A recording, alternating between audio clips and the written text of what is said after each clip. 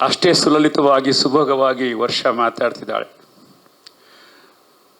ವರ್ಷ ಯಾರು ನಿಮ್ಮಲ್ಲಿ ಅನೇಕರಿಗೆ ಗೊತ್ತಿದೆ ಅಥವಾ ಗೊತ್ತಿಲ್ಲ, ಕನ್ನಡದ ಪ್ರಖ್ಯಾತ ಛಾಯಾಗ್ರಾಹಕರ ಮಗಳು. ಅವರ ತಂದೆ ಎಸ್ ರಾಮಚಂದ್ರ ಬಹುದೊಡ್ಡ ಛಾಯಾಗ್ರಾಹಕರು.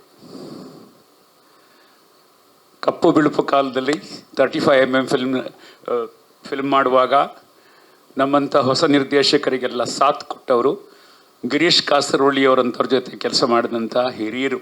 ಪುನಾ ಇನ್ಸ್ಟಿಟ್ಯೂಟ್ನ ಪದವೀಧರ, ಕನ್ನಡದ ಹೆಮ್ಮೆ. ನಮ್ಮ ಸಂಸ್ಥೆಯ ವಿದ್ಯಾರ್ಥಿನಿ ಕೂಡ ಅಂತ ಹೇಳ್ಕೊಳ್ಳೋಕೆ ನಮ್ಗೆ ಹೆಮ್ಮೆ ಆಗತ್ತೆ. ಮೊದಲು ವರ್ಷಗೆ ಧನ್ಯವಾದಗಳು.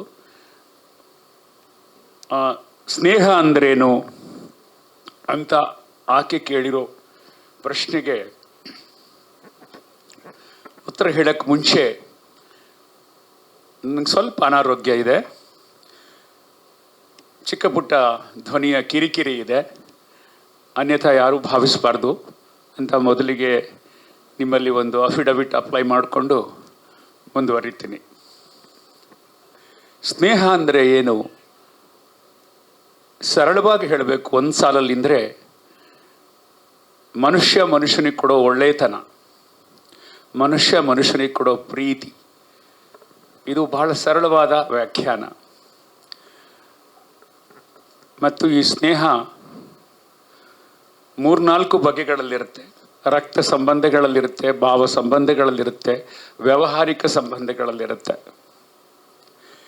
ಈ ಎಲ್ಲದರಲ್ಲೂ ಕೂಡ ಒಂದು ಸ್ನೇಹ ಇರಲಿಕ್ಕೆ ಸಾಕು. ರಕ್ತ ಸಂಬಂಧದಲ್ಲಿ ಇಕ್ಕಟ್ಟು ಬಿಕ್ಕಟ್ಟು ಇದ್ದರೆ, ವ್ಯಾವಹಾರಿಕ ಸಂಬಂಧಗಳಲ್ಲಿ ಚೌಕಟ್ಟುಗಳಿದ್ದರೆ, ಭಾವ ಸಂಬಂಧ ಎಲ್ಲರೂ ಮೀರುವಂಥದ್ದು, ಭಾವನೆಗಳ ಜೊತೆ ಇರ್ತಕ್ಕಂಥದ್ದು, ಮುಕ್ತವಾಗಿರ್ತಕ್ಕಂಥದ್ದು. ಅಂಥದ್ದೊಂದು ಸಂಬಂಧ ನಿಮ್ಗೆಲ್ರಿಗೂ ನಮಗೆಲ್ರಿಗೂ ಇದೆ. ಈ ಭಾವ ಸಂಬಂಧ ಪವಿತ್ರವಾಗಿರಬೇಕು ಮತ್ತು ಪರಸ್ಪರ ಹೊರೆಯಾದ್ದಾಗಿರಬೇಕು. ಫಲಾಪೇಕ್ಷೆ ಇರಬಾರ್ದು. ಅದರಲ್ಲಿ ಕೊಡುಕೊಳ್ಳುವ ಪ್ರೀತಿ ಇರಬೇಕು. ಅದು ಗೆಳೆಯರ ಮಧ್ಯೆ ಇರಬಹುದು, ಗೆಳತಿಯರ ಮಧ್ಯೆ ಇರಬಹುದು, ಕುಟುಂಬದ ಸದಸ್ಯರ ಮಧ್ಯೆ ಇರ್ಬೋದು, ಗುರು ಶಿಷ್ಯರ ಮಧ್ಯೆ ಇರ್ಬೋದು, ಒಬ್ಬ ಬಾಸ್ ಮತ್ತು ಒಬ್ಬ ನೌಕರನ ಮಧ್ಯೆ ಇರ್ಬೋದು, ಯಾರ ಮಧ್ಯೆ ಬೇಕಾದರೂ ಇರೋಕ್ಕೆ ಸಾಧ್ಯ. ದಾಂಪತ್ಯದಲ್ಲಿರಬಹುದು. ಆದ್ದರಿಂದ ನಾನು ಯಾವಾಗಲೂ ನನಗೆ ಸಿಕ್ಕುವ ಸಂಬಂಧ, ಸ್ನೇಹನ ಅತ್ಯಂತ ಜತನವಾಗಿ ಕಡೆಯವರೆಗೆ ಇಟ್ಕೋಬೇಕು ಅಂತ ತುಂಬ ಪ್ರಯತ್ನ ಮಾಡ್ತೀನಿ. ಚಿಕ್ಕ ಪುಟ್ಟ ಅರೆಕೊರೆಗಳಿದ್ದರೂ ಸರಿಪಡಿಸ್ಕೊಂಡು ಮುಂದೆ ಹೋಗ್ಬೇಕು ಜೀವನದಲ್ಲಿ.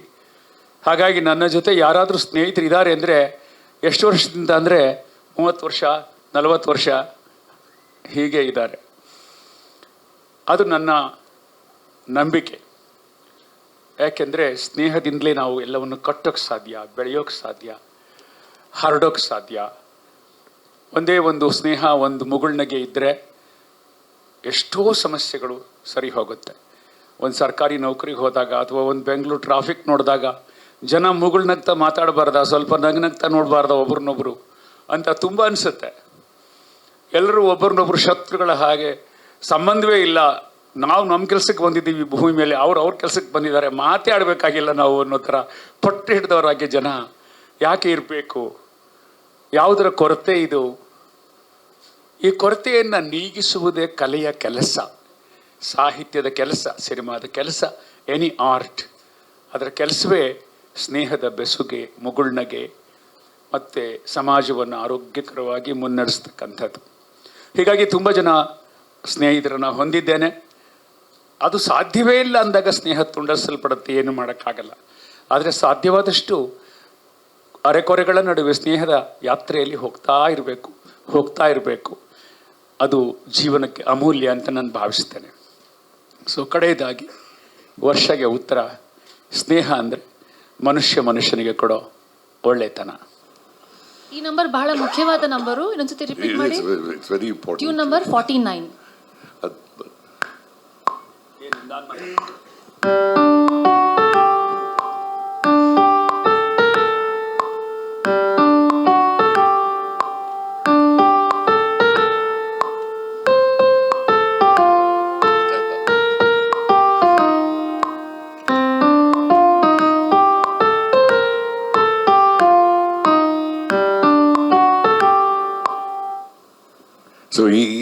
ಟ್ಯೂನ್ ನಂಬರ್ 49 ದಿಸ್ ವಾಸ್ ಇನ್ನು ನಂದು ಸ್ಕ್ರ್ಯಾಚ್ ಟ್ಯೂನ್ ಇನ್ನು ಬ್ಯಾಂಕ್ನಲ್ಲಿ ಅದನ್ನೇ ಕೇಳಿ ಇನ್ನೂ ಚಂದ್ರು ಸೈಡ್ ಓಕೆ ಏನೋ ಚಾನ್ಸ್ ಕೊಡೋ ಥರ ಇರಬಹುದು ಇಲ್ಲಿ ಅಂತ. ಸೊ ದಟ್ಸ್ ವೈ ಆ್ಯಂಡ್ ಇನ್ನು he was making coffee. Shobha ಅವರು ಇದ್ರು, ಅವ್ರ ಕೆಲ್ಸಕ್ಕೆ ಹೋಗಿದ್ರು ಅಲ್ಲಿ ಸನ್ನಿ ವೇಲ್ನಲ್ಲಿ ಅನ್ಸತ್ತಲ್ವಾ, ಸನ್ನಿ ವೇಲ್. ಆ್ಯಂಡ್ ನನಗೆ ಅವ್ರ ಮನೆಗೆ ಹೋಗಿ ಇಷ್ಟು 72 ಸ್ಕ್ರ್ಯಾಚ್ ಟ್ಯೂನ್ಸ್ನ ಪ್ಲೇ ಮಾಡಿದೆ. ಟ್ಯೂನ್ ನಂಬರ್ 49 ವಾಪಸ್ ಬಂದರು, ಇದನ್ನು ನಾವು ಯೂಸ್ ಮಾಡೋಣ ಅಂತ ಹೇಳಿದರು. ದಟ್ಸ್ ವೆನ್ ಐ ನ್ಯೂ ನಂಗೆ ಒಂದು ಏನೋ ಚಾನ್ಸ್ ಬರೋ ಥರ ಇದೆ ಅಂತ. ಸೊ ದೆನ್ ಟ್ಯೂನ್ ನಂಬರ್ 49 ಹತ್ರನೇ ಕರೀತಾ ಹೋಗ್ತಾ ಇದ್ವಿ until this man road those beautiful words, ಇನ್ನು 100 ಜನ್ಮಕ್ಕೂ. ಆಮೇಲೆ ಅದು ಐಡೆಂಟಿಟಿನೇ ಚೇಂಜ್ ಆಗ್ಬಿಡ್ತು, ಇನ್ನು 100 ಜನ್ಮಕ್ಕೂ ಅಂತ. ಸೊ ಅಲ್ಲಿಂದ ಶುರು ಆಗಿ ಥ್ರೂ 7 ಮೂವೀಸ್ ಇವಾಗ ಇಲ್ಲಿಗೆ ಬಂದಿದೆ, Manomurthy musical. And hopefully it will also be as good to everybody, to all the listeners. ಬಹಳಷ್ಟು ಜನ ಲಿರಿಕ್ಸು ಅಲ್ಲಿ ಬರ್ದೆ ಇಲ್ಲಿ ಬರ್ದೆ ಅಂತೆಲ್ಲ ಹೇಳ್ತಾರೆ. ಈ 100 ಜನ್ಮಕ್ಕದ್ದು ಲಿರಿಕ್ಸು ಆಕಾಶದಲ್ಲಿ ಬರ್ಕೊಂಡಂತಹ ಅಥವಾ ಬರೆಸ್ಕೊಂಡಂತಹ ನೀವು ಬರೆದಂತಹ ಲಿರಿಕ್ಸ್. ಹೇಗೆ ಅಷ್ಟು ಬೇಗ ನೀವು ಸ್ಯಾನ್ ಫ್ರಾನ್ಸಿಸ್ಕೋಯಿಂದ ಸಿಂಗಾಪುರ್ ಆ ಕಥೆ, ಆ ಡಿಸ್ಟೆನ್ಸು, ಆ ಗಗನಸಖಿಯನ್ನು ನೋಡಿ ಬಂದಿದ್ದ ಅಥವಾ ಶೋಭಾ ಮ್ಯಾಮ್ ಇಲ್ಲೇ ಇದ್ದಾರೆ, ಹೇಗೆ ಏನು ನಿಮಗೆ ಸ್ಫೂರ್ತಿ ಆಯಿತು ಇದೇ ಒಂದು ಲಿರಿಕ್ಸ್ನ ಇವತ್ತಿನ ತನಕ ನಮ್ಮ ಮನಸ್ಸಲ್ಲಿ ಹಸಿರಾಗಿರುವಂತಹ ಲಿರಿಕ್ಸ್ ಇದು? ಇದ್ರ ಹಿಂದಿನ ಒಂದು ಸ್ಫೂರ್ತಿ, ಇದರ ಹಿಂದಿನ ಕಥೆ ಏನು? ಆಕಾಶದಲ್ಲಿ ಬರೆದದ್ದು ಆಕಸ್ಮಿಕ. ಅದನ್ನು ನಮ್ಮೂರ ಬೆಟ್ಟದ ಮೇಲೂ ಕೂತು ಬರಿಬೋದಾಗಿತ್ತು, ಅದೇನು ದೊಡ್ಡ ವಿಷಯ ಅಲ್ಲ. ಅದೇನಾಯ್ತಂದರೆ ನನ್ನ ಪತ್ನಿ ಶೋಭಾ ಅಲ್ಲಿ ಕೆಲಸದಲ್ಲಿದ್ದರು. ಸರ್ ಹೇಳಿದಾಗೆ ಸ್ಯಾನ್ ಹುಸೇನ್ ಅಂತ ಒಂದು ಬಡಾವಣೆ, ಇವ್ರ ಮನೆ ಫ್ರೀಮಾಂಟ್ ಅಂತ. ತಾತ್ಕಾಲಿಕವಾಗಿ ಒಂದು ಪ್ರಾಜೆಕ್ಟ್ ಮೇಲೆ ಹೋಗಿದ್ದರು. ನಾನು I was shuttling between India and US. ನಾನು ಮರುದಿನ ಇಂಡಿಯಾಗೆ ಬರಬೇಕಾಗಿತ್ತು. ಬರೋಕ್ಕೆ ಮುಂಚೆ ಈ ಟ್ಯೂನು ಕೊಟ್ಟರು, ಅದು ನನಗೆ ಇಷ್ಟ ಆಯಿತು ಟ್ಯೂನು. ನಿಜ ಹೇಳಬೇಕಂದ್ರೆ ಮನೋಮೂರ್ತಿಯವರು ಬೇರೆ ಟ್ಯೂನ್ಗಳನ್ನು ಮನಸ್ಸಲ್ಲಿ ಇಟ್ಕೊಂಡಿದ್ರು. ಅದನ್ನು ನೋಡಿ ಚಂದ್ರು ಸ್ವಲ್ಪ ಇನ್ನೂ ಚೆನ್ನಾಗಿದೆಯಲ್ಲ, ಇಲ್ಲ ಇದಿರಲಿ ಅಂತ ನಾನು ಅಂದೆ. ಅಂದರೆ ಇದರೊಳಗಡೆ ಯಾವುದೋ ಒಂದು ಯಾತನೆ, ಪ್ರೇಮದ ನಿವೇದನೆ ಇದೆ ಅನ್ನೋದು ಬರಹಗಾರನಾಗಿ ನನಗೆ, ನಾಟ್ ದಟ್ ಅವ್ರಿಗಿಂತ ನಾನು ಗ್ರೇಟ್ ಅಂತ ಅಲ್ಲ, ಬರೆಯೋ ಕೈಗೆ ಈ ಟ್ಯೂನಲ್ಲಿ ಏನೋ ಒಂದು ಜೀವ ಇದೆ ಅನ್ನಿಸ್ತು. ಸೊ ನೆಕ್ಸ್ಟ್ ಡೇ ಹೊರಡಬೇಕಾಗಿತ್ತು ನಾನು, ಇಲ್ಲಿ ಬಂದು ಬೇರೆ ಸಿದ್ಧತೆ ಮಾಡಲಿಕ್ಕಿತ್ತು. ಆಮೇಲೆ ಈ ಥರ ತುಂಬ ಜನ ಸಂಗೀತ ನಿರ್ದೇಶಕರು, ನಟರು, ಛಾಯಾಗ್ರಾಹಕರು, ನಿರ್ದೇಶಕರ ಹತ್ರ ಅವಕಾಶ ಕೇಳೋದು ಇರುತ್ತೆ. ಅದು ಯಾರು ದೊಡ್ಡ ವಿಷಯವೇನೆಲ್ಲ, ಅದು ಕಾಮನ್ ಇನ್ ದ ಇಂಡಸ್ಟ್ರಿ, ಟ್ರೇಡಲ್ಲಿ ಇರ್ತಕ್ಕಂಥದ್ದು. ಆದರೆ ನನಗೆ ಏನು ಬಹಳ ಇಷ್ಟವಾಯಿತು ಅಂತ 2 ಅಂಶಗಳು ಮನೋಮೂರ್ತಿಯವ್ರ ಬಗ್ಗೆ ಹೇಳಬೇಕು. ಇಲ್ಲಿ ಅನೇಕ ಕಿರಿಯರಿದ್ದೀರಿ, ಸಿನಿಮಾದಲ್ಲಿ ಕೆಲಸ ಮಾಡುವಂಥ ಉತ್ಸಾಹಿಗಳು, ಇದನ್ನು ಕೇಳಿಸ್ಕೊಳ್ಬೇಕು. ಏನಂದರೆ, ನೀವು ಯಾವುದಾದ್ರೂ ಒಂದು ಪ್ರಾಜೆಕ್ಟನ್ನು ಒಪ್ಪಿಕೊಂಡಾಗ ಅದನ್ನು ತುಂಬ ಆಳವಾಗಿ ಪ್ಯಾಷನೇಟ್ ಆಗಿ ಮಾಡಬೇಕು. ನಂಬರ್ 1. 2 ಸಕಾಲಕ್ಕೆ ಮಾಡಬೇಕು. ತುಂಬ ಮುಖ್ಯವಾದ್ದು ಟೈಮ್ ಸೆನ್ಸ್ ಮತ್ತು ಕ್ವಾಲಿಟಿ ಡೆಲಿವರಿ ಮಾಡೋದು ತುಂಬ ಮುಖ್ಯವಾದ್ದು. ನಾನು ಅತ್ಯುನ್ನತವಾದ ಕ್ವಾಲಿಟಿ ಕೊಡ್ತೀನಿ, ಒಂದು 10 ವರ್ಷ ಕಾಯಿರಿ ಅಂದರೆ ಯಾರೂ ನಿಮಗೋಸ್ಕರ ಕಾಯಲ್ಲ, ಅದು ಬಹಳ ತಪ್ಪಾಗುತ್ತೆ. ಇನ್ನೊಂದು, ತಕ್ಷಣಕ್ಕೆ ಕೊಡ್ತೀನಿ ಆದರೆ ತುಂಬ ಮೀಡಿಯೋಕರ್, ಅದೇನೋ ಒಂದಷ್ಟು ಕೊಟ್ಬಿಡ್ತೀನಿ ಟ್ರ್ಯಾಶ್ನ ಅಂದರೆ, ಅದನ್ನು ಕೂಡ ಯಾರೂ ಇವತ್ತು ಒಪ್ಕೊಳ್ಳಲ್ಲ. ಈ ದೃಷ್ಟಿಯಿಂದ ಆ 2 ಪಾಯಿಂಟ್ಸು ಮನೋಮೂರ್ತಿಯವ್ರ ಬಗ್ಗೆ ನನಗೆ ತುಂಬ ಮುಖ್ಯವಾದಂಥ ಪಾಯಿಂಟ್ಸ್ಗಳು. ಆ ಮನುಷ್ಯ ಬೆಳಗ್ಗೆ 5 ಗಂಟೆಗೆ ಎದ್ದು ಸ್ಯಾನ್ ಫ್ರಾನ್ಸಿಸ್ಕೋಕ್ಕೆ ಹೋಗಿ ಮ್ಯೂಸಿಕ್ ಪ್ರಾಕ್ಟೀಸ್ ಮಾಡಿಕೊಂಡು, ಮ್ಯೂಸಿಕ್ ಶಾಲೆಯಲ್ಲಿ ಕಲ್ತ್ಕೊಂಡು, ಅಲ್ಲಿಂದ ಬಂದು ಅವರು ಒಂದು ಕಂಪನಿಯಲ್ಲಿ ಕೆಲಸ ಮಾಡ್ತಿದ್ರು, ಅದ್ರ ಜೊತೆಗೆ ಮ್ಯೂಸಿಕ್ನ ಪರ್ಸ್ಯೂ ಮಾಡ್ತಾಯಿದ್ರು. ಕ್ಯಾಲಿಫೋರ್ನಿಯಾ ಕನ್ನಡ ಸಂಘಕ್ಕೆ ಅನೇಕ ಕನ್ನಡ ಭಾವಗೀತೆಗಳನ್ನು ಕಂಪೋಸ್ ಮಾಡ್ತಿದ್ರು. ಸ್ಥಳೀಯ ಗಾಯಕಿಯರನ್ನು ಎನ್ಕರೇಜ್ ಮಾಡ್ತಾಯಿದ್ರು. ಅವ್ರ ಮನೆಗೆ ಹೋಗಿ ನೋಡಿದೆ, ಅವ್ರ ಸ್ಟುಡಿಯೋ ನೋಡಿದೆ, ಅವ್ರ ಕಮಿಟ್ಮೆಂಟ್ ನೋಡಿದೆ. ಅದು ನನಗೆ ಬಹಳ ಇಷ್ಟವಾಯಿತು. ಯಾವುದೇ ಒಂದು ಕೆಲಸವನ್ನು, ನನಗೆ ಗೊತ್ತಿತ್ತು ನಾನು ಇರೋದು ಟೈಮ್ ಕಡಿಮೆ ಇದೆ, ನಾನು ಇಂಡಿಯಾಗೆ ಬರಬೇಕು ಅಂತ. ನಾನು 10 ಟ್ಯೂನ್ ಬೇಕು ಅಂತ ಹೇಳಿದರೆ ಅವರು 50 ಟ್ಯೂನ್ಗಳ ಬ್ಯಾಂಕ್ಗಳನ್ನ ತಂದು ಕೊಡ್ತಾಯಿದ್ರು. ಇದು ಒಂದು ಡೆಡಿಕೇಶನ್, ಬಹಳ ಮುಖ್ಯವಾದದ್ದು ನಾನು ಹೇಳಬೇಕಾದ್ದು.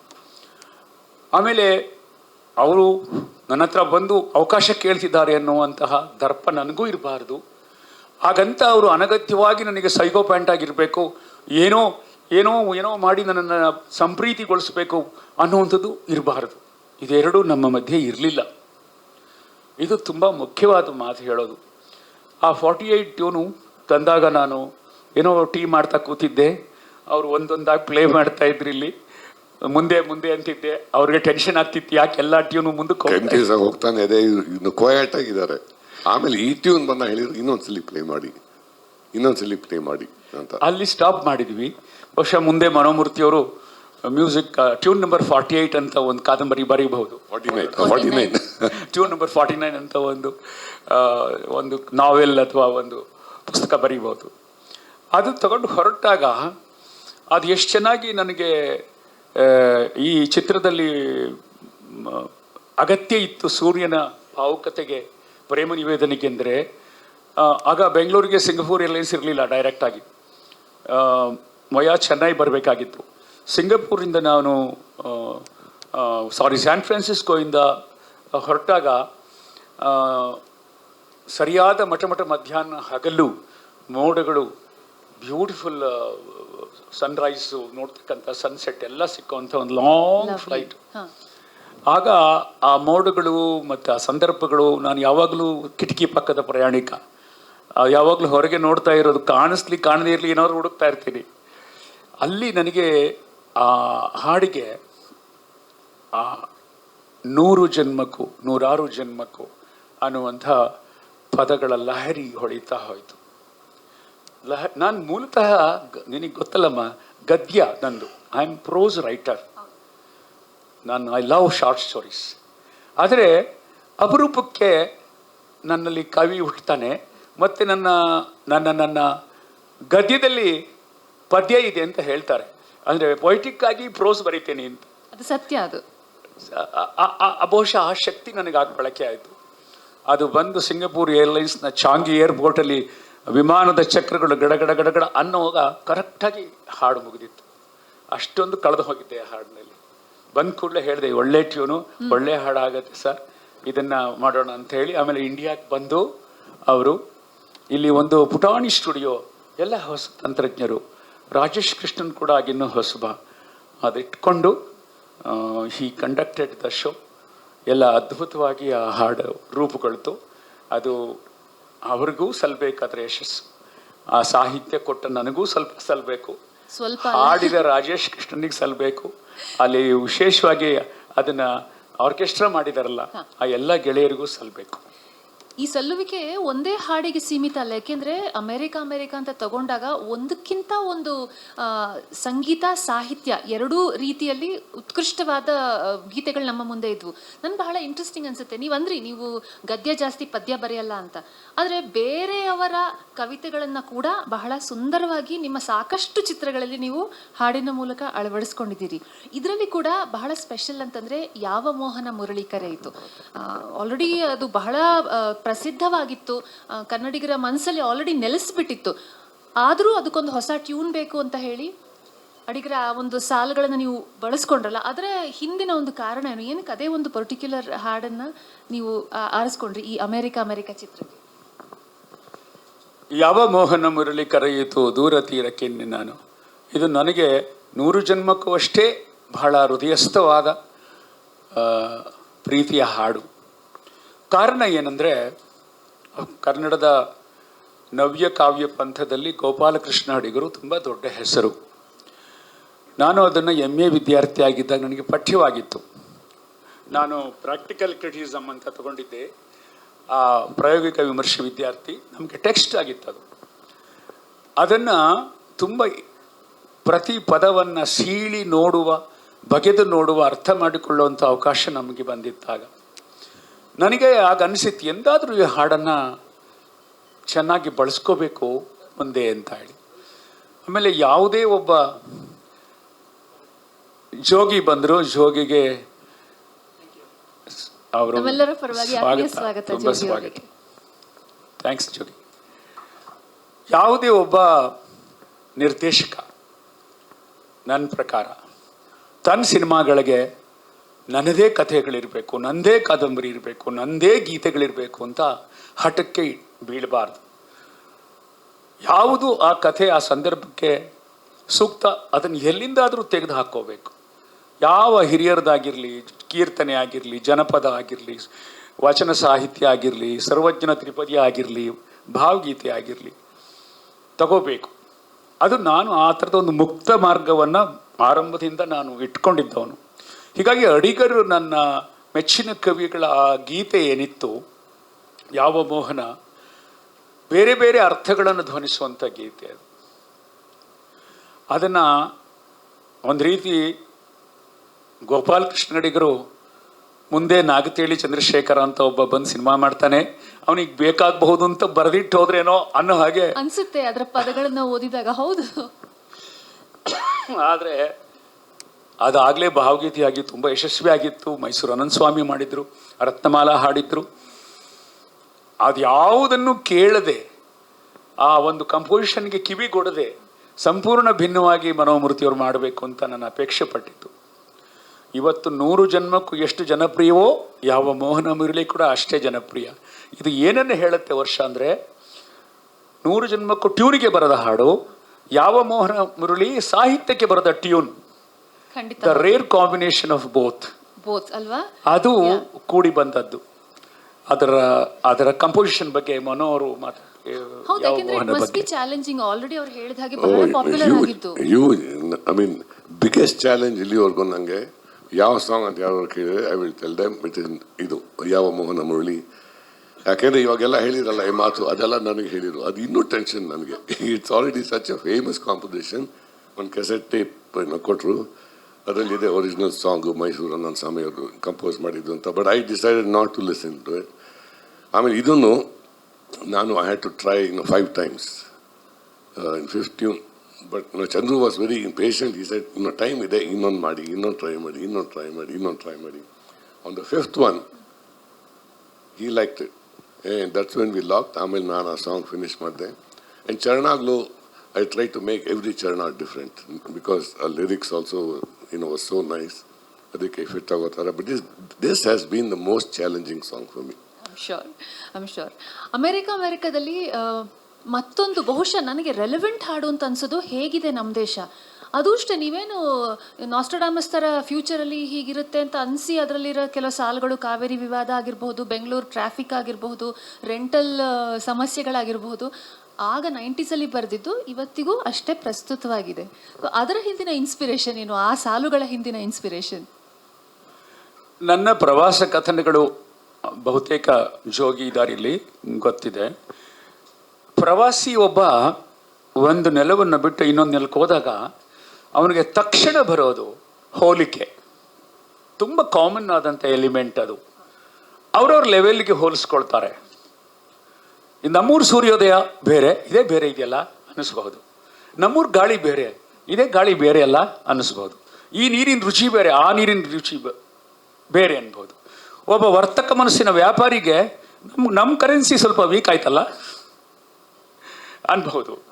ಪ್ರತಿ ಮನುಷ್ಯ ಒಂದು ಉಪಮೇಯ ಜೊತೆಗೆ ಬದುಕ್ತಾನೆ, ಹೋಲಿಕೆ ಜೊತೆ ಬದುಕ್ತಾನೆ. ಅದು ಹಂಗಿದೆ, ಇದು ಹಿಂಗಿದೆ, ಇದಂಗಿದೆ, ಹಿಂಗಿದೆ ಅಂತ. ಇದರಿಂದ ಯಾರೂ ತಪ್ಪಿಸ್ಕೊಳ್ಳಾರು. ಬಹುಶಃ ಹೋಲಿಕೆಗಳೇ ಡಾಮಿನೇಟ್ ಆಗತ್ತೆ. ಅಲ್ಲಿ ಹೋಗಿ ಇಳಿದ ತಕ್ಷಣ ಅಯ್ಯೋ ನಮ್ಮೂರು ಏರ್ಪೋರ್ಟ್ ಹಿಂಗಿದೆ, ನಮ್ಮೂರು ರಸ್ತೆ ಯಾಕೆ ಹಿಂಗಿದೆ, ಯಾಕೆ ಹಿಂಗಿಲ್ಲ ಬಂದ್ಬಿಡತ್ತೆ ಅದು. ಇದನ್ನಿಟ್ಕೊಂಡು ನನ್ನ ಎಲ್ಲ ಪ್ರವಾಸಿ ಬರವಣಿಗೆಯಲ್ಲಿ ಇದು ಅಲ್ಲಲ್ಲಿ ಬರುತ್ತೆ. ಆದರೆ ಇದರಲ್ಲಿ ಏನಾಯಿತು ಅಂದರೆ, ಅಮೆರಿಕದ ಜೊತೆಗೆ ಅಮೆರಿಕಕ್ಕೆ ಹೋದಂಥ ಭಾರತೀಯರು ಭಾರತವನ್ನು ಹೋಲಿಸಿಕೊಂಡಾಗ ಹೇಗಿರುತ್ತೆ ಆ ಹಾಡು ನೋಡಿ. ಸ್ವಲ್ಪ ಪ್ರೋಸ್ ಥರನೇ ಇದೆ. ಹೇಗಿದೆ ನಮ್ಮ ದೇಶ, ಹೇಗಿದೆ ನಮ್ಮ ಭಾಷೆ, ಪ್ರಶ್ನೋತ್ತರ ಥರ ಇದೆ. 100 ಜನ್ಮಕ್ಕೆ ಥರ ಹೆಚ್ಚು ಪೊಯಿಟಿಕ್ ನೆಲೆಗೆ ಹೋಗಲ್ಲ ಅದು. ಆ ಥರ ಮಾಡುವಾಗ ಏನೇನು ಬೆಂಗಳೂರಿನ ವಿಚಾರಗಳು ಪ್ರಾತಿನಿಧಿಕವಾಗಿ, ಕರ್ನಾಟಕದ ರಾಜಧಾನಿ ಆದ್ದರಿಂದ ಇದೆ. ಬೆಂಗಳೂರು ಟ್ರಾಫಿಕ್ ಬಗ್ಗೆ ಆಗಬಹುದು, ಪುಷ್ಪಕ್ ಬಸ್ಸಿನ ಬಗ್ಗೆ ಇರಬಹುದು, BDA ಸೈಟಿನ ರೇಟ್ ಇರಬಹುದು, ಇತ್ಯಾದಿಗಳನ್ನು ಹೇಳ್ತಾ ಇದ್ವಿ. ನೋಡಿ, ಅದರಲ್ಲಿ ಎಷ್ಟು ಅಂಶಗಳು ಈಗಲೂ ನನಗೆ 100 ಜನ ರೀಲ್ಸ್ ಮಾಡಿ ಹಾಕ್ತಾರೆ ಅಂದರೆ, ಕಾವೇರಿ ವಿವಾದ ಈಗ ಎಲ್ಲಿಗೆ ಬಂದಿದೆ, ಎಲ್ಲಿ ಶುರುವಾಯಿತು ಅದು ಅಲ್ಲೇ ನಿಂತಿದೆ. ಇವತ್ತು ಅದೇ ಜಗಳ ನಡೀತಾ ಇದೆ. ಪರಿಹಾರವೇ ಸಿಕ್ಕಿಲ್ಲ, ಸಿಗೋಕ್ಕೆ ಸಾಧ್ಯ ಇಲ್ಲ ಸ್ಥಿತಿ ನಾವಿದ್ದೀವಿ. ಈ ಥರ ಒಂದು ಚಿತ್ರಗೀತೆ ಸಿನಿಮಾದಲ್ಲೂ ಸಲ್ಲಬೇಕು, ಸಿನಿಮಾದಲ್ಲಿ ಸಲ್ಲುವಾಗಲೂ ಸಿನಿಮಾ ಆಚೆಗೂ ನಿಲ್ಲಬೇಕು. ಸಿನಿಮಾಕ್ಕೆ ಸಲ್ಲೋದು ಒಂದಿರುತ್ತೆ, ಸಿನಿಮಾ ಆಚೆಗೆ ನಿಲ್ಲೋದು ಗೆಲ್ಲೋದು ಒಂದಾಗತ್ತೆ. ಆ ಹಾಡು ಗೆಲ್ತು. ಈಗಲೂ ಅಣ್ಣವರೇ ನಂಬರ್ 1 ಸ್ಟಾರಮ್ಮ. ಅಣ್ಣವ್ರು ಇಲ್ಲ, ಬಟ್ ಈಗಲೂ ನಿಜವಾದ ನಾಯಕ ಅವರೇ. ಇವತ್ತಿಗೂ ನಮ್ಮ ನಿಜವಾದ ನಾಯಕ. ಅನೇಕ ಮೌಲ್ಯಗಳ ವಿಷಯದಲ್ಲಿ ಅವರೇ. ಅದೊಂದು ಕಾಲಾತೀತವಾದ ಕೆಲಸ ಆ ಹಾಡಿನಲ್ಲಿ ಆಯಿತು. ಅದನ್ನು ಪ್ರೋಸ್ ಥರನೇ, ಕ್ವಶನ್ ಆ್ಯಂಡ್ ಆನ್ಸರ್ ಥರನೇ ಮನು ಬಹಳ ಚೆನ್ನಾಗಿ ಕಂಪೋಸ್ ಮಾಡಿದ್ರು ಅದನ್ನು. ಇದರಲ್ಲಿ ಫಸ್ಟ್ ಟ್ಯೂನ್ ಬಂದಿದ್ದ ಫಸ್ಟ್? ಇಲ್ಲ ಅವ್ರು ನನಗೆ ಈ song one of the few songs ನಾನು ಇಲ್ಲಿ ಬೆಂಗಳೂರಲ್ಲಿ ಕಂಪೋಸ್ ಮಾಡಿದ್ದು. ಅಮೆರಿಕದ ಇಲ್ಲ ಇದು ಆಕ್ಚುಲಿ ಆಗಿದ್ದು ನಾನು ಬನಶಂಕರಿ ನಮ್ಮ ಇನ್ಲಾಸ್ ಮನೇಲಿದ್ದೆ ಆವಾಗ. ಅಮೆರಿಕ ಟೈಮ್ ರೆಕಾರ್ಡಿಂಗ್ ಅಲ್ಲಿ. And Chandru was just living about 2 blocks ಅವೇ ಅಂತ ಹೇಳ್ಬೋದು. ಆವಾಗ ಹೇಳಿದ್ರು ಇದು ಒಂದು ಸಾಂಗ್ ಮಾಡಬೇಕು, ನಾನು ಓಪನಿಂಗ್ ಲೈನ್ಸ್ ನಿಮಗೆ ಕಳಿಸ್ತೀನಿ, you keep something in mind, compose something, ಹಾಗೆ ಫಿನಿಶ್ ಮಾಡಿ ರೆಕಾರ್ಡ್ ಮಾಡಿಬಿಡೋಣ. So I got this. And then next day ಹೋಗ್ತಿರೋವಾಗ I played it. I had some little thing here. ಹಾಗೇನೆ ಅವ್ರು ಸಾಂಗ್ ಫಿನಿಶ್ ಮಾಡಿದ್ರು. ಸೊ ಹಾಗೇನೆ ಇದು ಆ ಥರ ಹೋಗಿದ್ದು song. It was completely different. Wonderful. America ಚಿತ್ರದ್ದೇ ಟೈಟಲ್ ಟ್ರ್ಯಾಕ್ ಹಾ ಹಾ ಹಾ ಅಮೇರಿಕಾ. ನನಗೆ ಮನೋಮೂರ್ತಿ ಸರ್ ನಿಮ್ಮನ್ನ ಕೇಳಬೇಕು, ನಿಮ್ಗೆ ಅನಿಸ್ತಾ ಎಲ್ಲೊಂದು ಕಡೆ ನೀವು ಅಲ್ಲಿ US ಅಲ್ಲೇ ಇದ್ದಿದ್ರಿಂದ ಅದರ ಒಂದು ಸೌಂಡ್ ನಾಗತಿಹಳ್ಳಿ ಸರ್ ಏನು ಎಕ್ಸ್ಪೆಕ್ಟ್ ಮಾಡ್ತಿದ್ರೋ ಅದನ್ನು ಕೊಡೋದಕ್ಕೆ probably you are more equipped than others ಅಂತ? ಹೌದು, ಡೆಫಿನೆಟ್ಲಿ ಹೆಲ್ಪ್ ಆಯಿತು. ಇನ್ನು ಯಾಕೆಂದರೆ ಚಂದ್ರು ಹೇಳಿದ್ದು ಬೇರೆ ಪ್ಲೇಸಸ್ ನಾವು ತೋರಿಸ್ತೀವಿ, ಈ ಜಾಗಗಳು he had actually told me, San Francisco ಹೋಗ್ತೀವಿ, ಲಾಸ್ ವೇಗಸ್ ಹೋಗ್ತೀವಿ, ಆ ಥರ ಎಲ್ಲ. ಆ್ಯಂಡ್ ಸೊ BGMs ಅಂದರೆ ಮ್ಯೂಸಿಕ್ ಪೋರ್ಷನ್ಸ್ ಬರುತ್ತಲ್ಲ, ಅಲ್ಲಿ I used tunes that are representative of that area. San Francisco ಇರ್ಬೋದು, ಲಾಸ್ ವೇಗಸ್ ಇರ್ಬೋದು, ಈ ಥರ. ಸೊ ಅದು ಡೆಫಿನೆಟ್ಲಿ ಹೆಲ್ಪ್ ಆಯಿತು. And America that was easy. ಒಂಥರದಲ್ಲಿ ಸರ್ ನೀವು ಅಮೆರಿಕ ದರ್ಶನನೇ ಮಾಡಿಸಿದ್ದೀರಿ ಈ ಹಾಡಿನ ಮೂಲಕ. ಶೂಟ್ ಮಾಡೋಕೆ ಎಲ್ಲ ಕಡೆ ಪರ್ಮಿಷನ್ ಸಿಕ್ಕಿತ್ತಾ? ನಮ್ಗೆಂತ ಹುಂಬ ಧೈರ್ಯ ಇತ್ತಂದ್ರೆ, ವೀಸಾ ಇಲ್ಲದೆ ಇದ್ದಾಗ ಹೋಗೋಕೆ ಪರ್ಮಿಷನ್ನೇ ಇಲ್ಲ ನನಗಿನ್ನೂ. ಸರಿ, ಹಾಡು ರೆಡಿ ಮಾಡ್ಕೊಂಡ್ಬಿಟ್ಟಿದ್ದೆ. ಇದು ಹುಚ್ಚು ಧೈರ್ಯ ಅಂತ ಹೇಳಬೇಕು. ಆಮೇಲೆ ಮನೋ ಹೇಳಿದ ಹಾಗೆ ಆ ಹಾಡಿನಲ್ಲಿ ಅಮೆರಿಕದ ಬೇರೆ ನಗರಗಳ ದರ್ಶನ ಆಗುತ್ತೆ. ಪೂರ್ವ ಕರಾವಳಿಯ ಅನೇಕ ಊರುಗಳು ಬರುತ್ತೆ. ಮೇಲ್ಗಡೆ ಗೋಲ್ಡನ್ ಗೇಟ್ ಬ್ರಿಡ್ಜಿಂದ ಶುರುವಾಗಿ ಕ್ಯಾಲಿಫೋರ್ನಿಯಾಗೆ ಬಂದು ಅಲ್ಲಿಂದ ಲಾಸ್ ವೆಗಾಸ್, ಲಾಸ್ ಏಂಜಲ್ಸು, ಡಿಸ್ನಿಲ್ಯಾಂಡು ಎಲ್ಲ ಬರುತ್ತೆ. ಈ ಕಡೆ ಬಂದರೆ ನ್ಯೂಯಾರ್ಕ್ ಬರುತ್ತೆ, ವಾಷಿಂಗ್ಟನ್ DC ಬರುತ್ತೆ, ನಯಾಗರಾ ಫಾಲ್ಸ್ ಬರುತ್ತೆ. ಇಷ್ಟು ಕಡೆ ವೀಸಾ ಇಲ್ಲದೆ ಅಥವಾ ಆ ಜಾಗದ ಪರ್ಮಿಷನ್ ಇಲ್ಲದೆ ಹಾಡನ್ನು ಬರೆದು ರೆಕಾರ್ಡ್ ಮಾಡ್ಕೊಂಡಿದ್ದೆ. ನನಗಿದ್ದ ಬಜೆಟ್ಟು, ನನಗಿದ್ದ ನಿರ್ಮಾಪಕರು, ನನಗಿದ್ದ ಮಿತಿ ಒಳಗಡೆ ಅಂದರೆ ನನಗಿಂತ ಒಬ್ಬ ಹುಚ್ಚ ಇನ್ನೊಬ್ಬಿರಕ್ಕೆ ಸಾಧ್ಯವೇ ಇಲ್ಲ. ಏನು ಆಸಿಫ್ ಎಲ್ಲ ಇದೇನೋ ಥರ ಮಾಡಿಬಿಟ್ಟೆ, ಹೇಗೋ ಆಗುತ್ತೆ ಅಂತ. ಅದು ಅಮೃತಧಾರಿಲೂ ಹಾಗೆ ಆಯಿತು. ಅವ್ರು ಕಾಲ್ ಶೀಟೇ ಕೊಟ್ಟಿರಲಿಲ್ಲ, ಅಮಿತಾಬ್ ಇಟ್ಕೊಂಡು ಶೂಟ್ ಮಾಡಿಬಿಟ್ಟಿದ್ದೆ, ಅಂದರೆ ಫೋಟೋ ಎಲ್ಲ ಇಟ್ಕೊಂಡು. ಈ ಥರದ್ದು ಸರಿಯೋ ತಪ್ಪೋ ಗೊತ್ತಿಲ್ಲ. ಒಂದು ಆತ್ಮವಿಶ್ವಾಸ ಕೆಲವೊಮ್ಮೆ ಬೇಕಾಗತ್ತೆ. ಯಾಕೆ ಅಷ್ಟು ಕಡೆ ಮಾಡಿದ್ವಿ ಅಂದರೆ, ಆಗ ಅಮೇರಿಕಾ ಬಗ್ಗೆ ಎಲ್ರಿಗೂ ಬೆರಗಿತ್ತು, ತುಂಬ ಬೆರಗಿತ್ತು. ಅಮೇರಿಕಾ ಅಂದರೆ 30 ವರ್ಷಗಳ ಹಿಂದೆ ಅದು ಒಂದು ಇಡೀ ಭಾರತ ಅಲ್ಲಿಗೆ ಹೋಗ್ತಾ ಇತ್ತು. ಮಾಯಾಲೋಕ ಆಗಿತ್ತು ಅವಾಗ. ಅದು ಭಾಳ ಎಲ್ರಿಗೂ ಅದನ್ನು ನೋಡೋ ಉತ್ಸಾಹ ಇತ್ತು. ಇವತ್ತು ಆ ಬೆರಗಿಲ್ಲ, ಆ ಪ್ರಶ್ನೆ ಬೇರೆ. ಅವತ್ತು ಅದಕ್ಕೋಸ್ಕರ ಒಂದು ಟೈಟಲ್ ಸಾಂಗ್ ಇಡೀ ಅಮೇರಿಕ ದರ್ಶನ ಮಾಡಿಸ್ಬೇಕು ಅದು ಅನ್ನೋದು ನನ್ನ ಅಪೇಕ್ಷೆ ಆಗಿತ್ತು. ಆಮೇಲೆ ವೀಸಾ ಸಿಕ್ಕಲಿಲ್ಲ, ನಿರಾಶೆ ಆಯಿತು, ಆಮೇಲೆ ಏನೋ ಆಯಿತು ಇತ್ಯಾದಿ, ಅದು ಬೇರೆ ಕಥೆ. ಕಡೆಗೆಲ್ಲ ಫಲಿಸ್ತು, ಅದು ಬಹಳ ಮುಖ್ಯ. ಹಾಗೆ ಹೇಳಿದೆ ಮನು, ಇಷ್ಟು ಊರುಗಳನ್ನು ನಾವು ಪ್ರಾತಿನಿಧ್ಯಕ್ಕೆ ತೋರಿಸ್ಬೇಕು. ಈ ಊರಿನ ಸಂಗೀತ ಏನಿದೆ ಸಿಗ್ನೇಚರ್, ಅದನ್ನೇ ನಾವು ಬಳಸೋಣ ಅಂತ. ನೀವಲ್ಲಿ ನ್ಯೂಯಾರ್ಕ್ ಬರುವಾಗ ನ್ಯೂಯಾರ್ಕ್ನ ನಾಡಗೀತೆ, ನಮ್ಗೆ ಹೇಗೆ ಜೈ ಭಾರತ ಜನನಿ ಇದೆಯೋ ಅದು ಅದರ ಆರ್ಕೆಸ್ಟ್ರಾ ಇದೆ. When you watching San Francisco ಅದಕ್ಕೆ ಸಂಬಂಧಪಟ್ಟದ್ದಿದೆ, ಲಾಸ್ ವೆಗಾಸ್ಗೆ ಒಂದಿದೆ, ಲಾಸ್ ಏಂಜಲ್ಸ್ಗೆ ಒಂದಿದೆ. ಅದನ್ನೆಲ್ಲ ತುಂಬ ಅಥೆಂಟಿಕ್ ಆಗಿ ಮನೋಮೂರ್ತಿಯವರು ಕಂಪೋಸ್ ಮಾಡಿದರು. ನಾನು ಇದನ್ನು ಯಾಕೆ ಈ ಸಂದರ್ಭದಲ್ಲಿ ಹೇಳ್ತೀನಿ ಅಂದರೆ, ಇಲ್ಲಿ ಮಾಧ್ಯಮದ ಎಚ್ಚೆತ್ತ ಬುದ್ಧಿವಂತ ಪ್ರಬುದ್ಧ ಗೆಳೆಯರಿದ್ದೀರಿ. ಇದು ಯಾಕೆ ಗೊತ್ತಾಗಬೇಕು ಅಂದರೆ, ಸುಮ್ಮನೆ ಜನಸಾಮಾನ್ಯರು ಒಂದು ಹಾಡನ್ನು ನೋಡ್ಕೊಂಡು ಹೋಗೋದು ಬೇರೆ, ಅದನ್ನು ವಿಶ್ಲೇಷಣೆ ಮಾಡಿ ಅದರ ಹಿಂದೆ ಏನು ಕೆಲಸ ಮಾಡಿದ್ದಾರೆ ಕಲಾಕಾರರು ಅಥವಾ ಸಂಗೀತ ನಿರ್ದೇಶಕರು ಅಂತ ಯೋಚನೆ ಮಾಡೋದು, ಅದರ ಕ್ರೆಡಿಟ್ ಅವ್ರಿಗೆ ಸಲ್ಲಬೇಕು. ಅದನ್ನೆಲ್ಲ ಆ ಹಾಡಿನಲ್ಲಿ ಅವರು ಸೂಕ್ತವಾಗಿ ಜೋಡಿಸಿ ಅದು ಒಂದು title song, not only title song, ಮದುವೆಯಾದ ನವದಂಪತಿಗಳನ್ನು ಅಮೆರಿಕಕ್ಕೆ ಬರಮಾಡಿಕೊಳ್ಳುವ ಸ್ವಾಗತ ಗೀತೆ ಆಗೋಯ್ತು ಅದು. ಇವತ್ತಿಗೂ ಅಮೆರಿಕಕ್ಕೆ ಹೋಗುವಂತಹ ಎಲ್ಲ ವಯಸ್ಸಾದವರು, ಹಿರಿಯರು, ದಂಪತಿಗಳು, ಮುದುಕರು, ನಿವೃತ್ತರು, ಮಕ್ಕಳು ಮನೆಗೆ ಹೋಗೋರು ಎಲ್ಲ ಇರ್ತಾರಲ್ಲ, ಆಯಾ ಜಾಗಕ್ಕೆ ಹೋಗಿ ಫೋಟೋ ತೆಗೆಸ್ಕೊಂಡು ನನಗೆ ಕಳಿಸಿ ಫೋನ್ ಮಾಡ್ತಾರೆ. ಸರ್, ನಿಮ್ಮ ಸಿನಿಮಾದಲ್ಲಿ ಹೇಳಿದ್ರಲ್ಲ, ಆ ಜಾಗಕ್ಕೆ ಬಂದಿದ್ದೀವಿ, ಈ ಗೋಲ್ಡನ್ ಗೇಟ್ ಬ್ರಿಡ್ಜ್ ಜೊತೆ ನಿಂತಿದ್ದೀವಿ, ಅದು ನೆನಪಾಗ್ತಿದೆ ಆ ಸಿನಿಮಾ ಅಂತ ಹೇಳಿ. ಆ ಥರದ ಒಂದು ಜನರ ಹೃದಯವನ್ನು ಆ ಹಾಡು. ಈ ಹಾಡಿನ ಬಗ್ಗೆ ಮಾತಾಡ್ತಾ ನೀವು ಹೇಳಿದ್ರಿ, ನವ ವಿವಾಹಿತರು ಮೊದಲನೇ ಸರ್ತಿ ಅಮೆರಿಕಾಗೆ ಹೋದಾಗ ಈ ಹಾಡು ಸ್ವಾಗತಿಸ್ತಿತ್ತು ಅಂತ. ನವ ವಿವಾಹಿತರಿಂದ ವಿವಾಹಕ್ಕಿಂತ ಮುಂಚೆ ಏನೊಂದು ಪ್ರೇಮಿಗಳ ನಡುವೆ ವಿನಿಮಯ ಆಗೋ ಹಾಡುಗಳಲ್ಲಿ ಬಹುಶಃ 100 ಜನ್ಮಕ್ಕೂ ನಂತರ ಕನ್ನಡದಲ್ಲಿ ನಾಗತಿಹಳ್ಳಿ ಸರ್ ಅವರ ಒಂದು ಎಟರ್ನಲ್ ಲವ್ ಸಾಂಗ್ ಅಂತಂದ್ರೆ ಯಾವ್ದಿರಬಹುದು? ನೀ Amruthadhare. Such a beautiful song, Amruthadhare ಚಿತ್ರದ್ದು. ಸೊ ಅದರಲ್ಲಿ ನಿಮಗೆ ಈ ಪ್ರಶ್ನೆ ಕೇಳೋದು ಕಷ್ಟ, ಉತ್ತರ ಕೊಡೋದು ಕಷ್ಟ ಆಗ್ಬೋದು. ನಿಮ್ಮ ಫೇವ್ರೆಟ್ ಸಾಲುಗಳು ಯಾವುದು? ಯಾಕಂದ್ರೆ ಬಹಳ ನವಿರಾದ ಪ್ರೇಮಮಯವಾದ ಒಂದು ಸಾಹಿತ್ಯವನ್ನು ನೀವು ಬರೆದಿದ್ದೀರಿ ಅದರಲ್ಲಿ. ನಿಜ ಹೇಳಬೇಕಂದ್ರೆ ಅನೇಕ ಕಡೆ ಹೇಳಿದ್ದೀನಿ, ಇಂಥದ್ದನ್ನೆಲ್ಲ ನಾವು ಹೇಳೋದ್ರಿಂದ ಕೆಲವು ಸತ್ಯಗಳನ್ನು ಹೇಳೋದು ಬಹಳ ಮುಖ್ಯ ಅಂತ ಅಂದ್ಕೊಂಡಿದ್ದೀನಿ. ಸೃಜನಶೀಲ ಯಾತ್ರೆಯಲ್ಲಂತೂ ಈ ಪ್ರಾಮಾಣಿಕತೆ ಅಗತ್ಯ ಅಂತ. ನನಗೆ ಬಹಳ ಕಾಡಿದ ಸಿನಿಮಾ ಹಾಲು ಜೇನು. ಅದು ಕ್ಯಾನ್ಸರ್ ಸುತ್ತ ಇರುವಂಥ ಒಂದು ಕಥೆ. ಅದರಲ್ಲಿ ಅಣ್ಣವರು ಹಾಡಿರೋ ಹಾಡು ಇದೆಲ್ಲ ಹಾಲು ಜೇನು ಶೀರ್ಷಿಕೆಗೆ ಇದೆ. ಅದು ನನಗೆ ಯಾವಾಗಲೂ ತುಂಬ ಹಾಂಟ್ ಮಾಡ್ತಾ ಇತ್ತು. ಹಾಲು ಜೇನು ಒಂದಾದ ಹಾಗೆ ನನ್ನ ನಿನ್ನ ಜೀವನ, ಆ ಸಾಲು. ಆ ಒಂದು ಹಾಡಿನ ಸ್ಫೂರ್ತಿಯಿಂದ ನೀ ಅಮೃತಧಾರೆ ಹಾಡು, ಅಟ್ಲೀಸ್ಟ್ ಪಲ್ಲವಿ ಮಾತ್ರ ಹೇಳ್ತಾ ಇರೋದು ನಾನು. ಆ ಮಾತು ನೀ ಇಲ್ಲವಾದರೆ ನಾ ಹೇಗೆ ಬಾಳಲಿ ಅನ್ನುವಂಥದ್ದು ಅಣ್ಣವರ ಧ್ವನಿಯಲ್ಲಿದ್ದ ಒಂದು ಆರ್ತ ನೋವು ಇತ್ತಲ್ಲ. ಹೆಂಡತಿಗೆ ನೋಡ್ಕೊಳ್ತಾ ಹೆಂಡತಿಯನ್ನು ಉಪಚರಿಸ್ತಾ ಹಾಡ್ತಾರಲ್ಲ ಅವರು, ಅದು ನನಗೆ ಈ ಹಾಡು ಬರೀಲಿಕ್ಕೆ ಪ್ರೇರಣೆ ಆಯಿತು.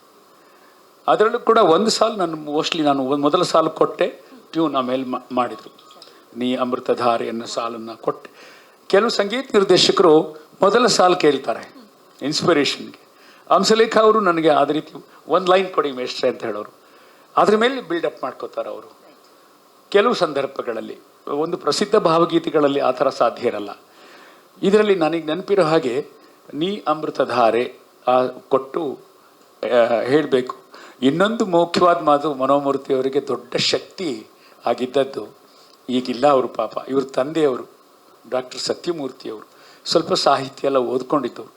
ಅವರು ಇವರಿಗೆ ಅದರ ಅರ್ಥಗಳನ್ನು ವಿವರಿಸಿ ಹೇಳಿ ಏನನ್ನು ಮೇಷ್ಟ್ ಕೇಳ್ತಾ ಇದ್ದಾರೆ ಅನ್ನೋದನ್ನು ನಮ್ಮ ಮಧ್ಯೆ ಒಂದು bridge, A golden gate bridge ಥರ ಇದ್ದರು ಅವರು. ಅಲ್ವಾ ಮನು? S, absolutely.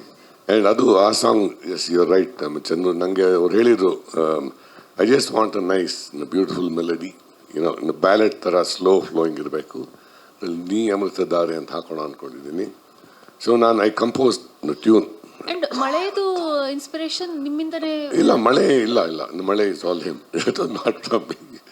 ಬಟ್ ಅಲ್ಲಿ ನಾನು ಕಂಪೋಸ್ ಮಾಡಿ ಐ ಸ್ಟಿಲ್ ರಿಮೆಂಬರ್ ಅವ್ರಿಗೆ ನಾನು ಕಳಿಸ್ದೆ. ಓಕೆ, ಆಮೇಲೆ I didn't hear back anything. So ಆಮೇಲೆ ನಾವು ಅವರು ಪ್ರೀ ಪ್ರೊಡಕ್ಷನ್ ಕೆಲಸ ಎಲ್ಲ ಮಾಡ್ತಾಯಿದ್ರು. I didn't hear anything. After 1 month or something ನಾವು ಮಾತಾಡಿದಾಗ ಸಾಂಗ್ಸ್ ಬಗ್ಗೆ ಬಂತು. ನಾನು ಕೇಳಿದೆ, ಏನಾಯಿತು ಚಂದ್ರು, ಟ್ಯೂನ್ ಕಳಿಸಿದ್ನಲ್ಲ? ಹಾಂ, ಆಯ್ತಲ್ಲಪ್ಪ, ಎಲ್ಲ ಬರ್ಬಿಟ್ಟಿದ್ದೀನಿ ನಾನು lyrics. So that really surprise me. ಕೊಂಡು ಹಾಡಿದ್ಲು. ಇದನ್ನು ನಾವು ಚಿತ್ರೀಕರಿಸಿದ್ದೇ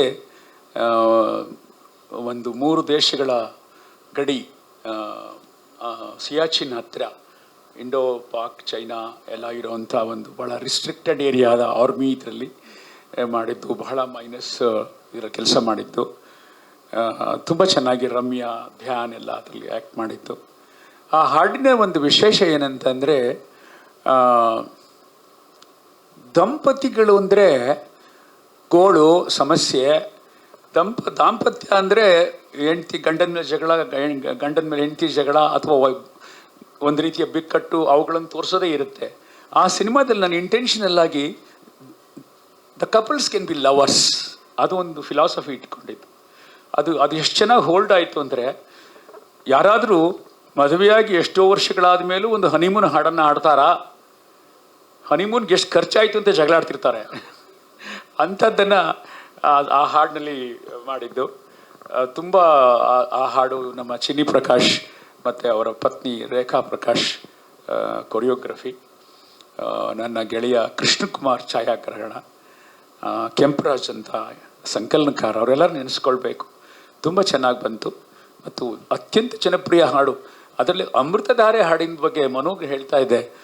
one fine I received call from Gujarat campus, engineering student is playing and singing in the campus. ಅಲ್ಲಿ ಗುಜರಾತ್ನಲ್ಲಿ ಅಹಮದಾಬಾದಿಂದ ಅಲ್ಲಿಗೆ ಕಾಲ್ ಮಾಡಿ ಯಾರೋ ಕನೆಕ್ಟ್ ಮಾಡಿ ಕೊಟ್ಟರು. ಸರ್, ಈ ಸ್ಟಡಿಡ್ ಇನ್ ಬ್ಯಾಂಗ್ಳೂರ್, ಈ ಸಾಂಗ್ ಪ್ರಾಕ್ಟೀಸ್ ಮಾಡಿಕೊಂಡು ಗುಜರಾತಿ ಆ್ಯಕ್ಷೆಂಟಲ್ಲಿ ಆಡ್ತಿದ್ದಾನೆ, and he don't know the single word meaning ಗೊತ್ತಿಲ್ಲ ಅವ್ರಿಗೆ.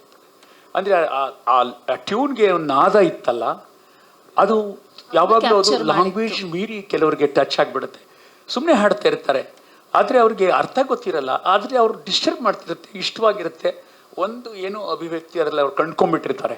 ನಾನು ಅನೇಕ ಹಾಡುಗಳ ಬಗ್ಗೆ ನಾನು ಅದನ್ನು ವಿದೇಶಗಳಿಗೆ ಹೋದಾಗ ಹಿಂದಿ ಹಾಡುಗಳನ್ನು ಕ್ಯಾಬ್ ಡ್ರೈವರ್ಸ್ಗಳು ಹಾಡ್ತಿರ್ತಾರೆ, ಅರ್ಥ ಗೊತ್ತಾ ನಿನಗೆ ಅಂದರೆ we don't know but we like the song ಅಂತ. ಆ ಥರ ನನಗೆ ನೀ ಅಮೃತಧಾರೆ ಬಿಯಾಂಡ್ ಕರ್ನಾಟಕ ಟ್ರಾವೆಲ್ ಮಾಡಿದಂಥ ಒಂದು ಹಾಡು ಅಂತ ನನ್ನ ಅನುಭವ. ಅಮೃತಧಾರೆಯಲ್ಲಿ ಇನ್ನೊಂದು ಪ್ರಯತ್ನ ಮಾಡಿದ್ದೀರಿ, ನೀವು ಪುರಂದರದಾಸರ ಕೀರ್ತನೆಯನ್ನು ಬಳಸ್ಕೊಂಡಿದ್ದೀರಿ, ಗಿಳಿಯು ಪಂಜರದೊಳಿಲ್ಲ. ನೀವು ಹೇಳ್ದಂಗೆ ಪದೇ ಪದೇ ನೀವು ಹೇಳ್ತೀರಿ ಬೇರೆಯವರ ಕೀರ್ತನೆಗಳನ್ನು, ಹೋರಾಟದ ಗೀತೆಗಳನ್ನು ನಾನು ಬಳಸ್ಕೊಳ್ಳೋಕೆ ಇಷ್ಟಪಡ್ತೀನಿ ಅಂತ. ಆದರೆ ಇದು ಒಂಥರ ದೊಡ್ಡ ಒಂದು ಸವಾಲಲ್ವಾ, ಗಿಳಿಯು ಪಂಜರದೊಳಿಲ್ಲ. ಈ ಹಿಂದೆ ಅದು ಕೂಡ ಬಹಳಷ್ಟು ರೀತಿಯಲ್ಲಿ ಬೇರೆ ಬೇರೆ ವಿಧಾನದಲ್ಲಿ ಜನರ ಮುಂದೆ ಬಂದಂತಹ ಹಾಡದು. ಅದಕ್ಕೊಂದು ಕಾರಣ ಇದೆ ವರ್ಷ, ಏನಂದರೆ ಆ ಪುರಂದರದಾಸರ ಕೀರ್ತನೆ ಇದೆಯಲ್ಲ, ಅದು ಸಾವನ್ನ ಕುರಿತ ಕೀರ್ತನೆ. ಬಹುಶಃ ಮಗನ ಸಾವಿನ ಸಂದರ್ಭದಲ್ಲಿ ಅದನ್ನು ಬರೆದರು ಅಂತ ಒಂದು ಐತಿಹ್ಯ ಹೇಳುತ್ತೆ. ಸೊ ನಾನು ಸಾವಿಗೆ ಸಂಬಂಧಪಟ್ಟ ಭಾವಗೀತೆಗಳು, ಕೀರ್ತನೆಗಳು, ವಚನಗಳು ಹುಡುಕ್ತಾ ಇದ್ದೆ. ನಾನು ಮೊದಲೇ ಹೇಳಿದಾಗ ಎಲ್ಲ ನಾನೇ ಬರ್ಕೋಬೇಕು ಅನ್ನೋದು ಆಗಬಾರ್ದು ಅಂತ. ಗಿಳಿಯು ಪಂಜರದೊಳಿಲ್ಲ ಸಿಕ್ತು. ಅದನ್ನು ಬಿ ವಿ ಕಾರಂತರು ಬೇರೆ ಒಂದು ಟ್ಯೂನ್ನಲ್ಲಿ ರಂಗದಲ್ಲಿ ಅಳವಡಿಸಿ ತುಂಬ ಜನಪ್ರಿಯವಾಗಿತ್ತದು. ಯಾವ ಮೋಹನ ಮುರುಳಿಗಿದ್ದ ಸವಾಲೇ ಮತ್ತೆ ಬಂತು ನಮಗೆ. ಅದನ್ನು ಯಥಾವತ್ ಬಳಸಬಾರ್ದು, ಬೇರೆದು ಮಾಡಬೇಕು. ಬೇರೆದು ಮಾಡಿದರೆ ಅದು ಅದಕ್ಕಿಂತ ಚೆನ್ನಾಗಿ ಆಗಬೇಕು, ಇಲ್ಲದ್ರೆ ಅಭಾಸ ಆಗಿಬಿಡತ್ತೆ. ಆಗ ಆ ಕಾರಂತರ ಜನಪ್ರಿಯ ಶೈಲಿಯನ್ನು ಬಿಟ್ಟು ಬೇರೆ ಮಾಡಬೇಕು ಅಂತ ಹಠಕ್ಕೆ ಬಿದ್ವಿ ನಾವು. ಅದರಲ್ಲಿ ಎರಡನೇದು, ನನ್ನ ಹಿಂದಿನ ಚಿತ್ರದ ಕೊಟ್ರೇಶಿ ಕನಸುಗೆ ಸಂಗೀತ ನೀಡಿದಂಥ ಸಿ ಅಶ್ವಥ್ ಅವ್ರ ಕೈಲಿ ಹಾಡಿಸ್ಬೇಕು ಅಂತ. ಸೊ ಮೊದಲ ಬಾರಿಗೆ ಮನೋಮೂರ್ತಿ ಅಶ್ವಥ್ ಅವ್ರ ಕಾಂಬಿನೇಷನ್ ಕೂಡ ಆಯ್ತದು. ಅದು ಹೇಗಿತ್ತು, ಯಾಕೆಂದ್ರೆ ಅವರು ಕೂಡ ಬಹಳ ಪ್ರಖ್ಯಾತ ಸಂಗೀತ ಸಂಯೋಜಕರು. So how was it directing a music director? ಇಲ್ಲ, you don't direct, you let them sing. ಒಳ್ಳೆ ಸಿಂಗರ್ಸ್ಗೆ ಎಷ್ಟೋ ಜನ ಕೇಳ್ತಾರೆ ನೀವು ಹೇಗೆ ಹಾಡ್ಸಿದ್ರಿ, ನಾನು ಯಾರು ಹಾಡ್ಸೋಕೆ, ಅವರು I mean he are C is the singer, they know how to sing. And C Ashwath ಅವರು he did a wonderful job. And ಅವರು he was really in love with that song. ಅಲ್ಲಿ ಬಂದಿದ್ರು ಪ್ರಸಾದ್ಗೆ. ಆ್ಯಂಡ್ ಇದನ್ನು ಚಂದ್ರು ಹೇಳಿ ಥರ this was a very very challenging song for me. ನಂಗೆ ಇನ್ನೂ ನೆನಪಿದೆ, ದ ಪ್ರೀವಿಯಸ್ ನೈಟ್ ಸದಾಶಿವನಗರ್ ಇಲ್ಲೇನೆ ಸೇಮ್ ಮನೇಲಿರುವಾಗ middle of the night I compose that song. And ಆ ಟ್ಯೂನ್ ಮಾಡಿಬಿಟ್ಟು ನಾನು ನನ್ನ ಅಸಿಸ್ಟೆಂಟಿಗೆ ಕಳಿಸಿದೆ. Next day we went and fortunately Chandru like the tune and we recorded it Prasad ಸ್ಟುಡಿಯೋಲಿ ಇನ್ ಕಂಠೀರ್ವ. ಸುಮಾರು ಮೆಮರೀಸ್ ಇದೆಲ್ಲ ಕಂಠೀರ್ವ ಪ್ರಸಾದ್ ಸ್ಟುಡಿಯೋದು ನಿಮ್ಮದು. ಇದೇ ಸಾಲಲ್ಲಿ ಮಾತಾಡ್ ಮಲ್ಲಿಗೆಯಲ್ಲಿ ಕೂಡ ಒಂದು ಹೋರಾಟದ ಗೀತೆಯನ್ನು ನೀವು ಆರಿಸ್ಕೊಂಡಿದ್ದೀರಿ. ಅದು ಕೂಡ ಆ ಗೀತೆಯು ಅದರ ಸಂಗೀತಕ್ಕೂ ಬಹಳ ಈ ಗೀತೆನ ಹೀಗೆ ನಾವು ಕಂಪೋಸ್ ಮಾಡಬಹುದಾ ಅಂತ ಅನ್ಸುತ್ತೆ. ಸೊ ಮೊದಲು ಸಾಹಿತ್ಯದ ಬಗ್ಗೆ ನೀವು ಹೇಳಿ, ಆ ಗೀತೆ ಬಗ್ಗೆ ಹೇಳಿ. ಅದು ನಮ್ಮ ಹೋರಾಟಗಾರ ಗೊಲ್ಲಹಳ್ಳಿ ಶಿವಪ್ರಸಾದ್ ಆತ ಬರೆದ ಹೋರಾಟದ ಗೀತೆ, ಹೋರಾಟಕ್ಕಾಗಿ ಚಳುವಳಿಗಾಗಿ ಬರೆದದ್ದು. ಅದನ್ನು ನಾನು ಆರಿಸ್ಕೊಂಡೆ. ಆಮೇಲೆ ಮನೋಮೂರ್ತಿಯವರಿಗೆ ನಾನು ನಮ್ಮ ರಾಮನಗರದ ಹತ್ರ ಜನಪದ ಲೋಕಕ್ಕೆ ಕರ್ಕೊಂಡು ಹೋಗಿ ಇಡೀ ಜನಪದ ವಾದ್ಯಗಳನ್ನು ತೋರಿಸಿ, ಅಲ್ಲಿ ಜನಪದ ಗಾಯಕರನ್ನು ಸೇರಿಸಿ ಹಾಡಿಸಿ ಅವ್ರ ಹತ್ರ ಒಂಥರ ನಾವು ಅದಕ್ಕೊಂದು ನಮ್ಮದೇ ರೀತಿ ಆದ್ವಿ. ಒಂದು ಮಾಮೂಲಿ ಒಂದು ಒಂದು ಟ್ಯೂನ್ ಮಾಡಬೇಕು, ಒಂದು ಹಾಡು ಮಾಡಬೇಕು, ಆ ಥರದ ಸಂದರ್ಭ ಅಲ್ಲ ಅದು.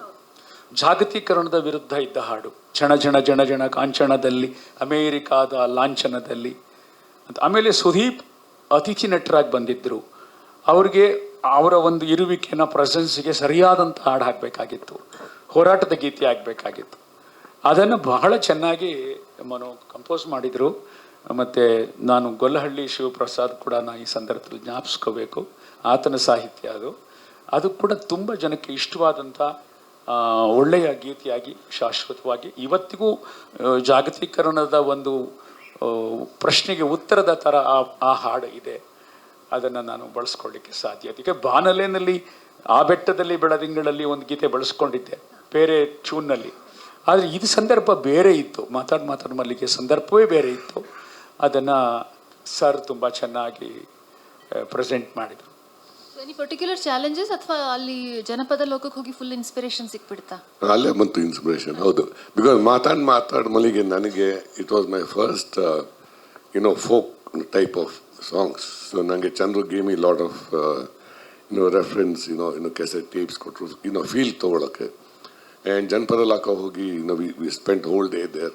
ಆ ಇನ್ಸ್ಟ್ರೂಮೆಂಟ್ಸ್, ಆ ಸೌಂಡಿಂಗು ಯಾವ ಥರದ್ದು ನಾವು ಯೂಸ್ ಮಾಡ್ಬೋದು ಅಂತೆಲ್ಲ ಅದೆಲ್ಲ ನೋಡೋಕ್ಕೆ.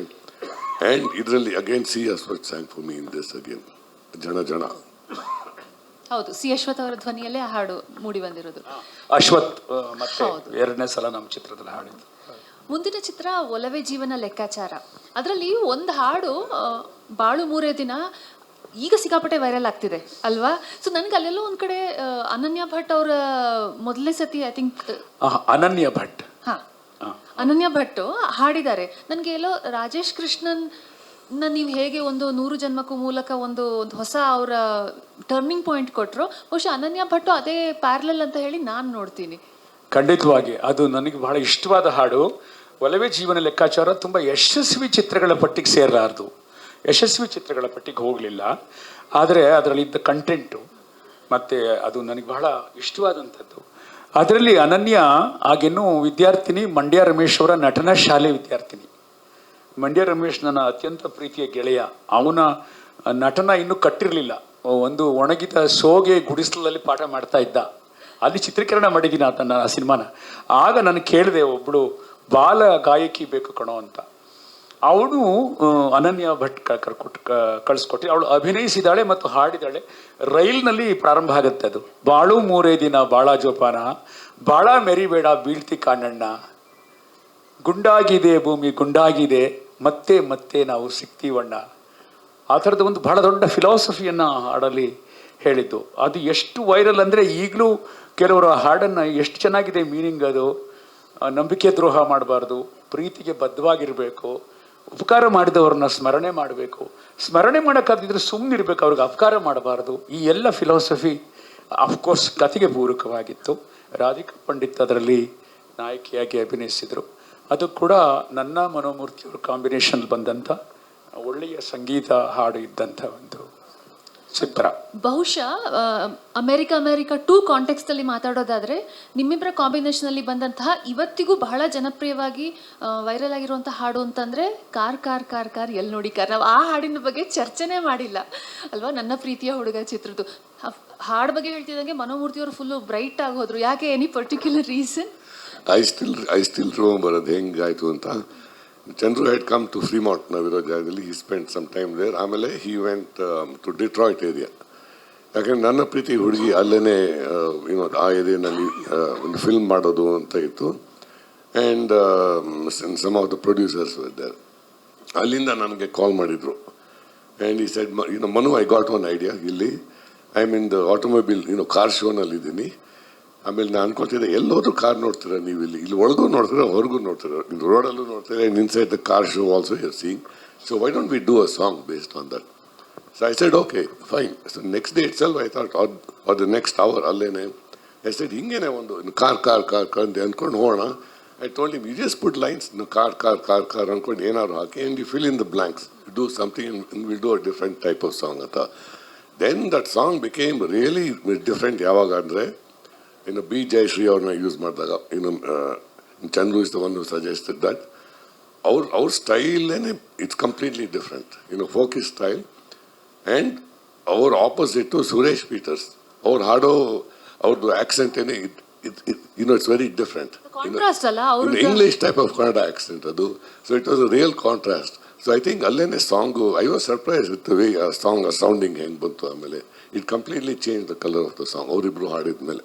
ಇದು ವಿಶೇಷ ಅಂದ್ರೆ ಫಸ್ಟ್ ಶೂಟ್ ಮಾಡಿದ್ದು ಆಮೇಲೆ ನೀವು ಹಾಡು ಬರೆದಿದ್ದು ಅಂತ ಅನ್ಸುತ್ತೆ. ಆಕ್ಚುಲಿ ಅದೇನಾಯ್ತಂದ್ರೆ, ನಾನು ಡೆಟ್ರಾಯ್ಟಲ್ಲಿ ಇದ್ದಾಗ, ಡೆಟ್ರಾಯ್ಟಲ್ಲಿ 3 ಪ್ರಧಾನವಾದ ಕಾರ್ ಕಂಪನಿಗಳಿದ್ದಾವೆ. Detroit is the world automobile capital. Car ಕಂಪನಿಗಳಲ್ಲಿ Chrysler, Ford, GM, General Motors, ತುಂಬ ಜನ ಭಾರತೀಯರು ಕೆಲಸ ಮಾಡ್ತಾರೆ. ಅಲ್ಲಿ ನನಗೆ ಗೆಳೆಯರಿದ್ದರು. ಅಲ್ಲಿ ಮಿಶಿಗನ್ ಯೂನಿವರ್ಸಿಟಿಲಿ ಶೂಟ್ ಮಾಡಬೇಕಾಗಿತ್ತು ಈ ಹಾಡನ್ನು, ಬೇರೆ ಹಾಡುಗಳನ್ನು. ಅಲ್ಲಿ ಹೋದಾಗ ಒಂದು ಅನ್ನಿಸ್ತಾ ಇತ್ತು, ಈಗ ಅಮೇರಿಕಲ್ಲಿ ನಾವು ಹೇಗಿದೆ ನೋಡಿ, ಈ ಭಾಷೆ ಆ ಭಾಷೆ ಹೇಳಿದ್ವಿ, ಇಲ್ಲಿ ಏನನ್ನು ಹೋಲಿಸ್ಬೋದು, ಕಾರ್ನ ಹೋಲಿಸ್ಬಹುದು ಅನ್ನಿಸ್ತು. ಎಲ್ಲಿಂತರೂ ಕಾರ್ ಕಾರ್ ಕಾರ್ ಕಾರ್, ಎಲ್ಲಿ ನೋಡಿ ಕಾರ್, ಇದು ಒಂದು ಉದ್ಗಾರ ಬರುತ್ತೆ, ಎಲ್ರಿಗೂ ಬರುತ್ತೆ, ನನಗೂ ಬಂತು. ಅದೇ ಹಾಡಾಯಿತು ಮುಂದೆ. ಆಮೇಲೆ ನಾವು ಎಷ್ಟು ಈ ಹುಂಬತನ ಮಾಡಿದ್ದೆ ಅಂದರೆ, ನಾನು ಹೋದಾಗ ಒಂದು ಕಾರ್ ವರ್ಲ್ಡ್ ಮ್ಯೂಸಿಯಂ ನಡೀತಾ ಇತ್ತು, ಎಕ್ಸಿಬಿಷನ್ ಆಫ್ ಕಾರ್ಸ್.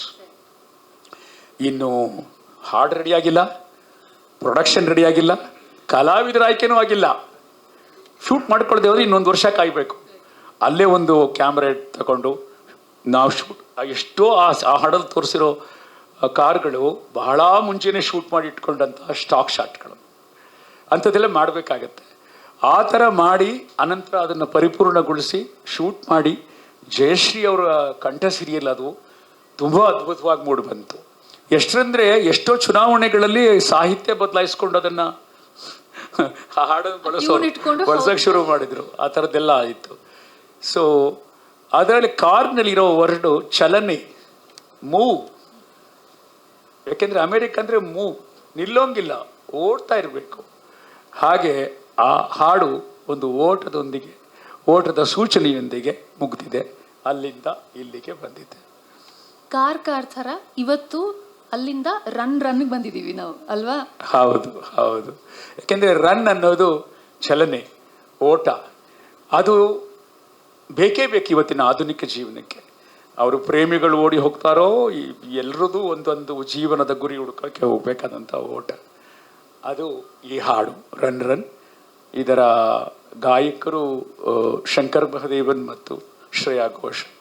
ಸಾಹಿತ್ಯ ನಾನು ಬರೆದಿದ್ದೀನಿ, ಮನೋಮೂರ್ತಿಯವರ ಸಂಗೀತ. 2 ಹಿಸ್ಟಾರಿಕಲ್ ನಾವೆಲ್ಸ್ ಬಿಡುಗಡೆ ಮಾಡಿ ಬಂದೆ. ಇಲ್ಲಿ ಒಂದು ಹಿಸ್ಟ್ರಿ ನೋಡಿದೆ, ಮತ್ತೆ 3ನೇ ಹಿಸ್ಟ್ರಿ ಇದು. America too. ಸೊ ಇದರ ರನ್ ರನ್ ಹಾಡನ್ನು ನಾವೆಲ್ಲ ನೋಡೋಣ, ಬಿಡುಗಡೆ ಮಾಡಿ. ಮೇಷ್ಟ್ರಿಗೆ ವಯಸ್ಸಾಗಿದೆ, ಏನೋ ಒಂದು ಹಳೆ ಸಿನಿಮಾ ಮಾಡಿರ್ತಾರೆ ಅಂತ. ಆಮೇಲೆ ಇವರು ಔಟ್ ಆಫ್ ಫ್ಯಾಷನ್ ಆಗಿಬಿಟ್ಟಿದ್ದಾರೆ ಅಂದ್ಕೊಂಡಿದ್ದೆ, ಭಾಳ ದಿವಸ ಇರಲಿಲ್ಲ ಕನ್ನಡದಲ್ಲಿ. ಆಮೇಲೆ ನೋಡಿದರೆ ಈಗ ಫಸ್ಟ್ ಸಿನಿಮಾ ಮಾಡೋಷ್ಟು ಉತ್ಸಾಹದಿಂದ ಕಾಂಬಿನೇಷನಲ್ಲಿ ಈ ರನ್ ರನ್ ಹಾಡು ಮಾಡಿದ್ದಾರೆ. ನಿಜವಾಗ್ಲೂ ಆ ಕಾರ್ ಹಾಡು ನಂತರ ಈ ರನ್ ರನ್ ಹಾಡಿದೆಯಲ್ಲ, ಇವತ್ತಿನ ಏನು ಬಹಳ ಬಳಕೆ ಆಗುವಂಥ ಪದ ಇದೆ, ಜೆನ್ಜಿ ಅಂತ. ಸೊ ಅವರ ಒಂದು ಜೀವನದ ಎಲ್ಲ ಮೀನಿಂಗನ್ನು ಹೇಳೋ ಥರ ಈ ಹಾಡಿದೆ. ಮೇಷ್ಟ್ರು ನನಗೆ ಭಾಳ ಅಂದರೆ, ಇವತ್ತು ಅವರಿಗೆ ಬೈಯುವಂಥ ಒಬ್ಬ ಸ್ಟೂಡೆಂಟ್ ಇದ್ದರೆ ನಾನು ಮಾತ್ರ. ಅವ್ರು ಫೋನ್ ಮಾಡಿ ಬೈಗಳು ಶುರು ಮಾಡ್ತಾರೆ, ಸಿಗ್ತಾ ಇಲ್ಲ ಅಂತ ಬೈತಾರೆ, ಸಿನಿಮಾ ನೋಡಿಲ್ಲ ಅಂತ ಬೈತಾರೆ, ಹೇಳಿದ ಸಮಯಕ್ಕೆ ಬಂದಿಲ್ಲ ಅಂತ ಬೈತಾರೆ. ಸುಮಾರು ಒಂದು 20 ಪುಸ್ತಕಗಳನ್ನು ಮೇಷ್ಟ್ರು ಬಿಡುಗಡೆ ಮಾಡಿದ್ದಾರೆ. ಹೀಗಾಗಿ ನನಗೆ ಮೇಷ್ಟ್ರ ಬಗ್ಗೆ ಒಂದು ದೊಡ್ಡ ಪ್ರೀತಿ ಏನಂದರೆ, ಅವರಿಗೆ ಎಲ್ಲರೂ ವಿದ್ಯಾರ್ಥಿಗಳ ಥರ ಕಾಣ್ತಾರೆ. ಆಮೇಲೆ ವಿದ್ಯಾರ್ಥಿಗಳು ಪಾಸ್ ಆಗಬೇಕು ಅಂತೇಳಿ ಅವರು ಅಲ್ಲೇ ಇರ್ತಾರೆ, ಅಂದರೆ ವಿದ್ಯಾರ್ಥಿಗಳನ್ನ ಪಾಸ್ ಮಾಡ್ತಾ ಇರ್ತಾರೆ. ಈಗಲೂ ಕೂಡ ಅವರ ಸ್ಕೂಲಿಂದ ಬರ್ತಾರಂಥ ಸ್ಟೂಡೆಂಟ್ಗಳು ಅಲ್ಲಲ್ಲಿ ಸಿಗ್ತಾ ಇರ್ತಾರೆ, ನಾವು ನಾಗತಿಹಳ್ಳಿ ಮೇಷ್ಟ್ರ ಸ್ಕೂಲಿಂದ ಬಂದಿದ್ದು ಅಂತ. ಈ ಕಾದಂಬರಿ ಇದೆಯಲ್ಲ, ಈ ಸಿನಿಮಾವನ್ನು ಆಧರಿಸಿದ ಕಾದಂಬರಿ ಸಹನಾದು, ಅದನ್ನು ನಾನು ಬಿಡುಗಡೆ ಮಾಡಿದ್ದೆ. ಆನಂತರ ಬಿಡುಗಡೆ ಮಾಡಿದ ನಂತರ ಮೇಷ್ಟ್ರಿಗೆ ಹೇಳಿದ್ದು ಒಂದು ಒಳ್ಳೆ ಕಾದಂಬರಿ ಇದೆ ಅಂತ. ಬಟ್ ಅವರು ಅದಕ್ಕಿಂತ ಮುಂಚೆನೇ ಅದನ್ನು ಆರಿಸ್ಕೊಂಡಿದ್ದರು. ಇದರ ಚಿತ್ರಕಥೆಯ ದಿನಗಳಲ್ಲಿ ನನ್ನ ಜೊತೆ ಚರ್ಚೆ ಮಾಡಿದರು. ಆಮೇಲೆ ನಾನು ಮತ್ತು ಮೇಷ್ಟ್ರು ಒಂದು 2-3 ಸಿನಿಮಾಕ್ಕೆ ಕೆಲಸ ಮಾಡಿದ್ವಿ. ಉದಾಹರಣೆಗೆ ಒಲವೇ ಜೀವನ ಲೆಕ್ಕಾಚಾರ ಅಂತ ಇವ್ರದ್ದು ಸ್ವಲ್ಪ ಓಡದೇ ಇರೋ ಸಿನಿಮಾ ಇದೆಯಲ್ಲ, ಆ ಟೈಟ್ಲ್ ನಾನೇ ಕೊಟ್ಟಿದ್ದು. ಸೊ ಅದಾದಮೇಲೆ ನನಗೆ ಅವ್ರು ಟೈಟ್ಲ್ ಕೊಡಿ ಅಂತ ಕೇಳಲಿಲ್ಲ. ಸೊ ಇನ್ನೊಂದು ಯಾವುದೋ ಸಿನಿಮಾಕ್ಕೆ ಒಂದಷ್ಟು ಸ್ಕ್ರಿಪ್ಟ್ ವರ್ಕ್ ಮಾಡಿದ್ದೆ. ನನ್ನ ವೇ ಆಫ್ ವರ್ಕಿಂಗ್ ನೋಡಿದ ಮೇಲೆ ಅವರು ನೀನು ಸಹವಾಸ ಬೇಡ ಅಂತ ಬಿಟ್ಬಿಟ್ರು. ಬಟ್ ಮೇಷ್ಟ್ರು ಅಲ್ಲಿಂದ ನೋಡಿ, ಈಗ ಅವರ ಅಮೇರಿಕಾದಿಂದ ನಡೆದು ಬಂದು ಹಾದಿ ನೋಡಿದ್ವಲ್ಲ. ನಾನು 4 ಸಲ ಅಮೇರಿಕಕ್ಕೆ ಹೋಗಿದ್ದೀನಿ. ಫಸ್ಟ್ ಟೈಮ್ ತೋರಿಸಿದ್ದವರೇ ಅಮೇರಿಕನ, ಕಾಸಿಲ್ಲದೆ ಅಮೇರಿಕ, ಅಂದರೆ ಕಡಿಮೆ ಖರ್ಚಲ್ಲಿ ಅಮೇರಿಕ ನೋಡಿದ್ದು ಮೇಷ್ಟ್ರು ಅಮೇರಿಕ. ಒಂದು 2ನೇದು, ಒಬ್ಬರು ಮೇಷ್ಟ್ರಾಗಿ ಅವರು ಈ ಚಿತ್ರರಂಗಕ್ಕೆ ಬಂದು ಇವತ್ತು ಅವರು ಸಂಪಾದಿಸಿರೋ ಸ್ಥಾನ ಇದೆಯಲ್ಲ, ಇದೊಂದು ಒಂದು ರೀತಿಯಲ್ಲಿ ಹೇಗಿದ್ದ ಹೇಗಾದ ಗೊತ್ತಾ ಚಿನ್ನಾರಿ ಮುತ್ತ, ಆ ರೀತಿ ಇದೆ. ಯಾಕಂದರೆ ಅವರು ಮೇಷ್ಟ್ರಾಗಿ ಇದ್ದವರು ಒಳ್ಳೆಯ ಕಥೆಗಾರರಾಗಿದ್ದಾರೆ, ಕಾದಂಬರಿಕಾರರಾಗಿದ್ದಾರೆ, ಯೂನಿವರ್ಸಿಟಿಗಳಲ್ಲಿ ಪಾಠ ಮಾಡ್ತಾರೆ. ಬಟ್ ಈ ಚಿತ್ರರಂಗಕ್ಕೆ ಬಂದು ಆ ಕಾಲದಲ್ಲಿ ಇವರು ಚಿತ್ರರಂಗಕ್ಕೆ ಬರೋ ಹೊತ್ತಿಗೆ ಕನಿಷ್ಠ 7-8 ಸೂಪರ್ ಸ್ಟಾರ್ಗಳಿದ್ರು ಇಲ್ಲಿ. ಅವ್ರ ಮಧ್ಯೆ ಬಂದು ಹೊಸ ಹುಡುಗರನ್ನ ಹಾಕ್ಕೊಂಡು, ಹೊಸ ಸಂಗೀತ ನಿರ್ದೇಶಕರನ್ನ ಹಾಕ್ಕೊಂಡು, ಹೊಸ ಕಥೆಯನ್ನು ತಗೊಂಡು ಸಿನಿಮಾ ಮಾಡಿ ಗೆದ್ದು, ಎಲ್ಲದರ ನಡುವೆ ಅವರಿಗೆ ಥಿಯೇಟ್ರ್ ಸಿಗ್ತಾ ಇರಲಿಲ್ಲ. ಅವ್ರ ಸಿನಿಮಾ 100 ದಿನಕ್ಕೆ ಆಗೋ ಮುಂಚೆ, ಅದರ ಮುಂಚೆ ಅವರ ಸಿನಿಮಾನ ಕಿತ್ತಾಕ್ತಾಯಿದ್ರು. ಈ ಥರ ಹಲವು ಸಂಕಟಗಳನ್ನು ನೋಡಿದ್ದೀನಿ. ಆ ಸಂಕಟಗಳ ನಡುವೆ ಇವತ್ತು ಬಂದು ತನ್ನ, ಅವ್ರು ಹೇಳ್ತಾ ಇರ್ತಾರೆ ವಯಸ್ಸಾಯಿತು ಅಂತ, ಬಟ್ ಅದು ಅವರ ಕೃತಿಯಲ್ಲಿ ಕಾಣಿಸಲ್ಲ. ಬಹಳ ಒಳ್ಳೆಯ ಒಂದು ಹಾಡನ್ನು ಕೊಟ್ಟಿದ್ದಾರೆ. ನನಗೆ ಈ ಸಿನಿಮಾದ ಬಗ್ಗೆ ಮತ್ತೆ ಭರವಸೆ ಬಂತು. ಬಹಳ ಒಳ್ಳೆಯ ಕಥೆ ಇದೆ ಈ ಸಿನಿಮಾದಲ್ಲಿ. ಇವತ್ತು ನಮಗೆಲ್ಲ ಅಮೇರಿಕ ಏನಂದರೆ ಒಂದು ಬಿಡುಗಡೆಯ ದೇಶ ಅಂತ. ಫಸ್ಟು ಇಂಡಿಯನ್ಸು ಬೇರೆ ದೇಶಕ್ಕೆ ಹೋದಾಗ ಅಲ್ಲಿ ತಮಗೆ ಬೇಕಾದ ಬಟ್ಟೆ ಹಾಕ್ಬೋದು, ತಮಗೆ ಬೇಕಾದ ಕಡೆ ಓಡಾಡ್ಬೋದು, ತಮಗೆ ಬೇಕಾದಾಗ ಮಾಡ್ಬೋದು, ಯಾರೂ ನೋಡ್ತಾ ಇರಲ್ಲ ಅಂತ ಒಂದು ನಂಬಿಕೆಯಲ್ಲಿ ಅಲ್ಲಿ ಬಹಳ ಅಂದರೆ ಜೀವನದ ಬಿಡುಗಡೆಯ ಕ್ಷಣ ಥರ ಬದುಕ್ತಾ ಇರ್ತೀವಿ. ಈ ಸಿನಿಮಾದಲ್ಲೂ ಅಂಥ ಒಂದು ಬಿಡುಗಡೆಯ ಕ್ಷಣವನ್ನು ಇದರ ನಾಯಕಿ ಅನುಭವಿಸುವಂಥ ಒಂದು ಚಿತ್ರ ಇದೆ. ಅದನ್ನು ಅವರು ಹೇಗೆ ತಂದಿದ್ದಾರೆ ಅಂತ ನೋಡುವ ಕುತೂಹಲ ನನಗಿದೆ. ಬಟ್ ಮೇಷ್ಟ್ರು ನಿಮಗೆ ಅವರ ಸಂಭಾಷಣೆಯನ್ನು ಗಮನಿಸ್ಕೊಂಡು ಬಂದರೆ ಗೊತ್ತಿರುತ್ತೆ. ಕನ್ನಡ ಚಿತ್ರರಂಗದಲ್ಲಿ ಚಿ ಉದಯಶಂಕರು, ಹುಣಸೂರು ಕೃಷ್ಣಮೂರ್ತಿ ಪೌರಾಣಿಕ ಕಾದಂಬರಿಗಳಿಗೆ, ಚಿ ಉದಯಶಂಕರು ಮಯೂರದಂಥ ಸಿನಿಮಾಗಳು ಮತ್ತು ಅನೇಕ ಐತಿಹಾಸಿಕ ಕಾದಂಬರಿ ಮತ್ತು ಸಾಮಾಜಿಕ ಕಾದಂಬರಿಗಳಿಗೆ ಏನು ಸಂಭಾಷಣೆ ಬರೀತಿದ್ರಲ್ಲ, ಅದಾದ ನಂತರ ಪ್ರೇಮಲೋಕ ಇತ್ಯಾದಿ ಚಿತ್ರಗಳಿಗೆ ಹಂಸಲೇಖ ಸಂಭಾಷಣೆ ಬರೆದಾಗ ಅದೊಂದು ಬೇರೆ ಥರದ ಇದು ಬಂತು. ಆ ನಂತರ ಒಂದು ರೀತಿಯ, ನಾನು ದಕ್ಷಿಣ ಕನ್ನಡದವನಾದ್ದರಿಂದ ಒಂದು ಗ್ರಾಂಥಿಕ ಕನ್ನಡವನ್ನು ಚಿತ್ರದ ಒಳಗೆ ತಂದುಬಿಟ್ಟು ಅದನ್ನು ಗೆಲ್ಲಿಸಿದ್ದು ಮೇಷ್ಟ್ರು. ಆಮೇಲೆ ಒಂದು ಹಾಡಿನಲ್ಲಿ ಒಂದು ಗ್ರಾಂಥಿಕತೆಯನ್ನು, ಅಂದರೆ ನಿಜವಾದ ಕನ್ನಡದ ಸೊಗಡನ್ನು ಹಾಡಲ್ಲಿ ತಂದು, ಅಮೇರಿಕ ಚಿತ್ರದಲ್ಲಿ ಇಂಗ್ಲೀಷ್ ಪದಗಳಿವೆ, ಆದರೆ ಅವರ ಹಲವು ಹಾಡುಗಳಲ್ಲಿ ಆ ಹಾಡನ್ನು ಮೀರಿ ಕವಿತೆಯಾಗಿದ್ದನ್ನು ನೋಡಿದ್ದೀವಿ. ಆ ಥರದ ಒಂದು ಶಕ್ತಿಯುಳ್ಳಂಥ ಮೇಷ್ಟ್ರು ಇವತ್ತು ಈ ಸಿನಿಮಾನ ಕೊಟ್ಟಿದ್ದಾರೆ. ಆಮೇಲೆ ಇಷ್ಟೊತ್ತು ಅವರ ಜರ್ನಿ ಬಗ್ಗೆ ಮಾತಾಡಿದ್ದು ಭಾಳ ಚೆನ್ನಾಗಿತ್ತು. ಒಂದು ಪೋಡ್ಕಾಸ್ಟ್ ನೋಡ್ದಂಗಿತ್ತು. ಯಾಕಂದರೆ ಇವತ್ತು ಸಿನಿಮಾ ಪ್ರೆಸ್ ಮೀಟ್ಗಳಲ್ಲಿ ಈ ಥರದ ಚರ್ಚೆ ನಡೆಯಲ್ಲ, ಬಹಳ ಒಳ್ಳೆಯ ಚರ್ಚೆ ನಡೆಯಿತು.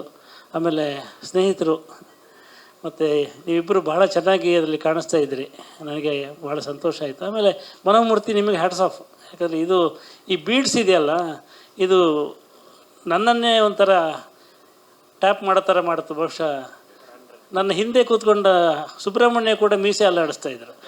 ಸೊ ಹಾಗಾಗಿ ಎಲ್ಲ ವಯಸ್ಸಿನವರನ್ನು ಮುಟ್ಟುವಂಥ ಹಾಡು ಇದು ಆಗ್ಬೋದು. ಸೊ ಒಳ್ಳೆಯದಾಗಲಿ, ಇಂಥ ಮತ್ತಷ್ಟು ಹಾಡುಗಳನ್ನು ಕೊಡಿ. ನೀವೀಗ ಬೇಕಾಗಿದ್ದೀರಿ ಚಿತ್ರರಂಗಕ್ಕೆ ಅಂತ. ಸೊ ಮೇಷ್ಟ್ರೆ, ಇವರನ್ನು ಬೇರೆಯವರಿಗೂ ಬಿಟ್ಕೊಡಿ ಅಂತ ಹೇಳಿ. ಸರ್ ಬನ್ನಿ, ನೀವು ಬನ್ನಿ. ನೀವೇ ಆರಂಭದಲ್ಲಿ ಬಹಳ ತುಂಬ ಹೊತ್ತು ಮಾತಾಡಿದ್ರಿಂದ ನಾನು ನನ್ನ ಸಹೋದ್ಯೋಗಿಗಳ ಆತಂಕವನ್ನು ಅರ್ಥ ಮಾಡಿಕೊಂಡು ಕಡಿಮೆ ಮಾತಾಡ್ತೀನಿ. ಜೋಗಿಗೆ ಬಹುಶಃ ಗೊತ್ತಿದೆ, ಒಂದು ಕಾಲದಲ್ಲಿ ಮನೋಮೂರ್ತಿಯವರು ಮೇಷ್ಟ್ರ ಜೊತೆ ಮಾತ್ರ ಕೆಲಸ ಮಾಡ್ತಾರೆ, ಯಾರ ಜೊತೆ ಮಾಡಲ್ವಂತೆ ಅಂತ ಒಂದು ಕೆಟ್ಟ ಗಾಸಿಪ್ ಹಬ್ಬಿಟ್ಟಿತ್ತು. ಆ ಹೊತ್ತಲ್ಲಿ ಯೋಗರಾಜ್ ಭಟ್ರಿಗೆ ಮನೋಮೂರ್ತಿಯವ್ರನ್ನ ಪರಿಚಯಿಸಿ ಕನೆಕ್ಟ್ ಮಾಡಿ ಕೊಟ್ಟು ಒಂದು ಮುಂಗಾರು ಮಳೆ ಆಗಲಿಕ್ಕೆ ನಾನು ಕಾರಣನಾದೆ ಅಂತ ಅತ್ಯಂತ ವಿನಯದಿಂದ ಹೇಳಲಿಕ್ಕೆ ಇಷ್ಟಪಡ್ತೇನೆ. ಅದಕ್ಕೊಂದು ಕಾರಣ ಇತ್ತು ಸರ್. ಏನಂದರೆ ಅವ್ರಿಗೆ ಇಂಗ್ಲೀಷ್ ಬಿಟ್ಟು ಬೇರೆ ಬರ್ತಿರಲಿಲ್ಲ. ಇಲ್ಲಿ ನಿರ್ದೇಶಕರಿಗೆ ಇಂಗ್ಲೀಷ್ ಬರ್ತಾ ಇರಲಿಲ್ಲ. ಅವರಿಗೆ ಸಿಚುವೇಶನ್ ಹೇಳೋದು ಹಿಂಗೆ, ಅವ್ರಿಗೆ ಸಿಚುವೇಶನ್ ಹೇಳಬೇಕಾದ್ರೆ ಇಂಗ್ಲೀಷ್ ಬರಬೇಕಲ್ಲ. ಇಲ್ಲಿ ಹಲವು ನಿರ್ದೇಶಕರಿಗೆ ಇಂಗ್ಲೀಷ್ ಬರ್ತಾ ಇರಲಿಲ್ಲ. ಇಲ್ಲ, ಅವ್ರಿಗೆ ಸಂಗೀತ ಇದೆಲ್ಲ ಕನ್ನಡ ಇಂಗ್ಲೀಷು ಅದೆಲ್ಲ ಬಿಟ್ಟು ಏನೋ ಒಂದು ಒಂದು ಒಂದು ಪಲ್ಸ್, ಅದು ಹೇಳಕ್ಕೆ ಬರಲ್ಲ. ಅದು ಭಾವ. ಅದು ಹೇಳಿದರೆ ಅನಂತರ ಮನೋಮೂರ್ತಿಯವರು ಎಷ್ಟು ಬ್ಯುಸಿ ಆದರು ಅಂದರೆ ಅವರು ಮುಂಗಾರು ಮಳೆ, ಮಿಲನ ಅವೆಲ್ಲ ಮಾಡ್ತಾ ನನ್ನ ಕೈಗೆ ಸಿಗ್ತಿರ್ಲಿಲ್ಲ. ಹಾಗೆ ಸಾಕಷ್ಟು ಇನ್ನೊಂದು ಸೆಕೆಂಡ್ ಇನ್ನಿಂಗ್ಸ್ ಕೂಡ ಅವ್ರದ್ದು ಭಾಳ ದೊಡ್ಡ ಪ್ರಮಾಣದಲ್ಲಿ ಆಯಿತು. ಹಾಗಾಗಿ ಜೋಗಿ ಇವತ್ತು ಇನ್ನೊಂದು ಮುಖ್ಯಮಂತ್ರಿಗಳ ಜೊತೆಗೆ ಒಂದು ಕಾರ್ಯಕ್ರಮ ಮುಗಿಸಿ ಓಡೋಡಿ ಬಂದಿದ್ದಾರೆ ನನಗೋಸ್ಕರ. ಮಾಜಿ ಮುಖ್ಯಮಂತ್ರಿಗಳಷ್ಟೇ ಪವರ್ಫುಲ್ ಅಂತ ಕೇಳಿದ್ದೀನಿ. ಅಲ್ಲಿ ಹೋಗಿದ್ದರು, ಅಲ್ಲಿ ಬೇಗ ಬಾರಪ್ಪ ಅಂತ ಹೇಳಿದೆ, ಬಂದು ಮಾಡಿಕೊಟ್ಟಿದ್ದಾರೆ. ಈ ಹಾಡಿನ ಬಗ್ಗೆ ಒಳ್ಳೆ ಮಾತಾಡಿದ್ದಾರೆ. ಮತ್ತು ನಮ್ಮ ಕಾದಂಬರಿ ವಿಚಾರ ಬಂದಾಗ, ಕಥೆ ಬಂದರೆ, ಚಿತ್ರಕಥೆ ಬಂದರೆ, ನಮ್ಮ ಹಳ್ಳಿ ಕಾರ್ಯಕ್ರಮ ಅದಕ್ಕೆಲ್ಲ ಜೋಗಿ ಬಂದು ನಮ್ಮ ನಾಗತಿಹಳ್ಳಿಗೂ ಬಂದಿದ್ದಾರೆ. ಸೊ ಹಾಗಾಗಿ ಅವ್ರಿಗೆ ಬಹಳ ಬಹಳ ಕೃತಜ್ಞನಾಗಿದ್ದೇನೆ ನಾನು.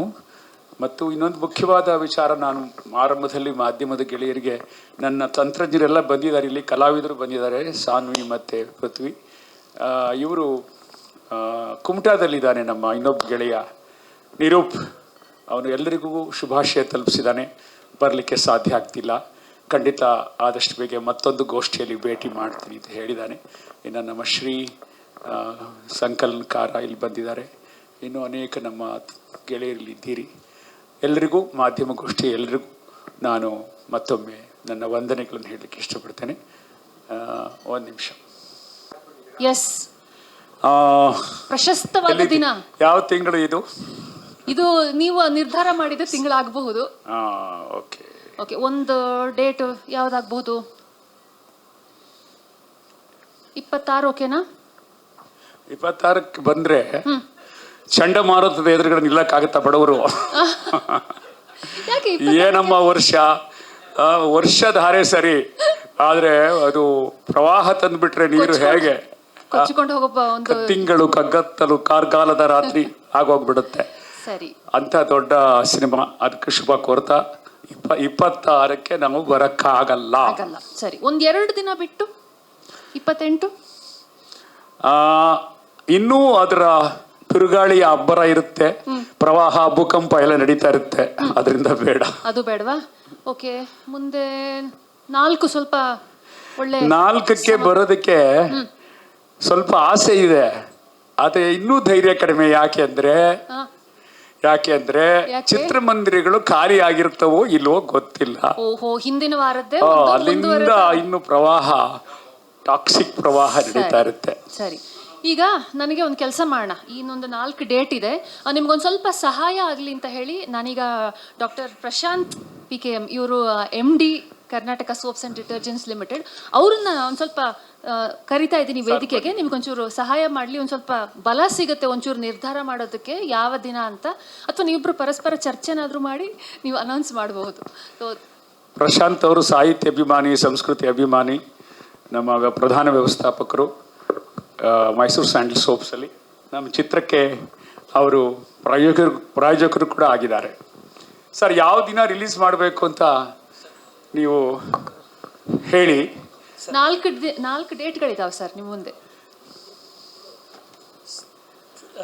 ಮೊಟ್ಟ ಮೊದಲದಾಗಿ ಎಲ್ರಿಗೂ ನಮಸ್ಕಾರ ಸರ್. ಇಷ್ಟೆಲ್ಲ ಪ್ರಯತ್ನ ಪಟ್ಟಿದ್ದೀರಾ ಸರ್, ತುಂಬ ಚೆನ್ನಾಗಿ ಬಂದಿದೆ ಈ ಹಾಡು. ಡೆಫಿನೆಟ್ಲಿ ಯಾವುದೇ ರೀತಿ ಹೆದರೋದು ಬೇಡ. ಈ ಚಲನಚಿತ್ರ ಕೂಡ ಇನ್ನೂ ಚೆನ್ನಾಗಿ ಎಲ್ಲ ಬಂದಿರುತ್ತೆ ಅಂಥೇಳಿ. ಆಮೇಲೆ ಭಾಳ ದಿನಗಳ ಮೇಲೆ ನಿಮ್ಮ ಈ ಚಲನಚಿತ್ರ ಬರ್ತಾ ಇದೆ, ಕನ್ನಡದ ಈ ಪ್ರೇಕ್ಷಕರು ಎಲ್ಲ ಕಾಯ್ತಾ ಇದ್ದಾರೆ. ನಾನು ಕನ್ನಡಿಗನಾಗಿ 2 ಫಿಲ್ಮ್ಗೆ ಈ ಗುಡ್ ಲಕ್ ಹೇಳ್ತಾ, ನೀವು ಯಾವ ಡೇಟ್ ನೀವು ಇದು ಮಾಡಿದ್ರು ಆ ಭಗವಂತ ನಿಮ್ಮ ಜೊತೆಗೆ ಇದ್ದಾನೆ ಸರ್. ಇದು ಎಲ್ಲ ಸಕ್ಸಸ್ ಆಗೇ ಆಗುತ್ತೆ ಅಂತ ಆ ನಂಬಿಕೆ ಈ ನನ್ನಲ್ಲಿದೆ. ಒಳ್ಳೊಳ್ಳೆ ಆ್ಯಕ್ಟರ್ಸ್ ಇದ್ದಾರೆ, ಒಳ್ಳೆ ಕತೆ ಇದೆ, ಒಳ್ಳೆ ಹಾಡುಗಾರರಿದ್ದಾರೆ, ಒಳ್ಳೆ ಸಿಂಗರ್ಸ್ ಇದೆ.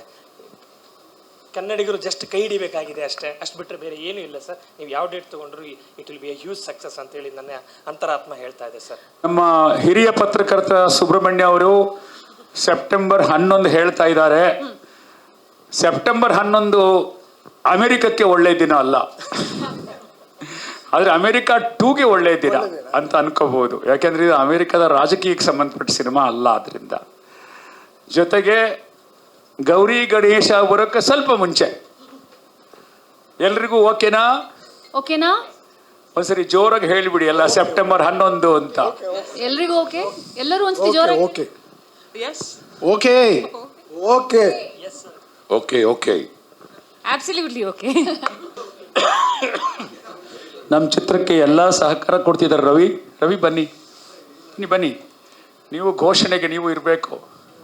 ಹರಿ ಮತ್ತು ರವಿ ಒಟ್ಟಿಗೆ ಬರಬೇಕು. ಸೆಪ್ಟೆಂಬರ್ 11 ಯಾಕೆ ಓಕೆ ಅಂದರೆ 4, 5, 6 ಅಲ್ಲಿ ಅಕ್ಕ ಸಮ್ಮೇಳನ ಇದೆ. ಸೊ ಅದು ಮುಗಿಸಿ ಎಲ್ಲ ಬಂದಿರ್ತೀವಿ ವಾಪಸ್ ಅಂತ. ರವಿ ಅವರು ನಮ್ಮ ಕಿಂಗ್ಸ್ ಕ್ಲಬ್ನ ಮಾಲೀಕರು, ನಿರ್ಮಾಪಕರು, ನನ್ನ ಉತ್ತಮ ಸ್ನೇಹಿತರು. ಅವ್ರ ಜೊತೆ ಇರೋ ಹರಿ ಗೊತ್ತಿದೆ ಮಾಧ್ಯಮದ ಗೆಳೆಯರಿಗೆಲ್ಲ, ನ್ಯೂಸು ಸಂಸ್ಥೆಯ ಗೆಳೆಯ.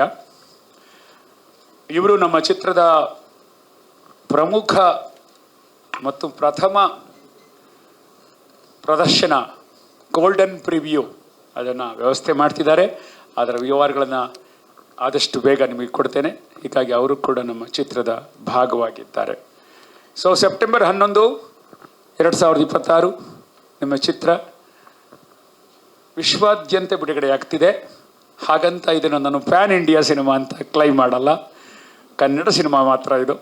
ಕನ್ನಡಿಗರಿರೋ ಕಡೆ ವಿಶ್ವದ ಎಲ್ಲ ಕಡೆ ಬಿಡುಗಡೆ ಆಗ್ತಾ ಇದೆ. ಅಮೆರಿಕದಲ್ಲಿ ಮನು ಗರೂರ್ ಅಂತಕ್ಕಂಥ ಗೆಳೆಯ ಯಾರು ಈ ಚಿತ್ರೀಕರಣಕ್ಕೆ ಸಹಾಯ ಮಾಡಿದರೋ ಅವರು ಇಡೀ ಅಮೆರಿಕದಲ್ಲಿ ಚಿತ್ರೀಕರಣ ಬಿಡುಗಡೆ ಮಾಡ್ತಾ ಇದ್ದಾರೆ. ಕೆನಡಾದಲ್ಲಿ ಕಿರಣ್ ಬಾರ್ತೂರ್, ಈ ಹೈಡ್ ಪಾರ್ಕ್ನ ಜೊತೆಗೆ ಸಂಬಂಧ ಇರತಕ್ಕಂಥ ಗೆಳೆಯ, ಅವರು ಅದನ್ನು ಇಲ್ಲಿ ಕೆನಡಾದ ಎಲ್ಲ ಮುಖ್ಯವಾದ ನಗರಗಳಲ್ಲಿ ಬಿಡುಗಡೆ ಮಾಡ್ತಿದ್ದಾರೆ. ಮತ್ತು ಭರತ್ ಅನ್ನುವಂಥವರು ಯುರೋಪ್ನ ಎಲ್ಲ ಭಾಗಗಳಲ್ಲಿ ಚಿತ್ರೀಕರಣ ಬಿಡುಗಡೆ ಮಾಡ್ತಾ ಇದ್ದಾರೆ ಸಿನಿಮಾನ.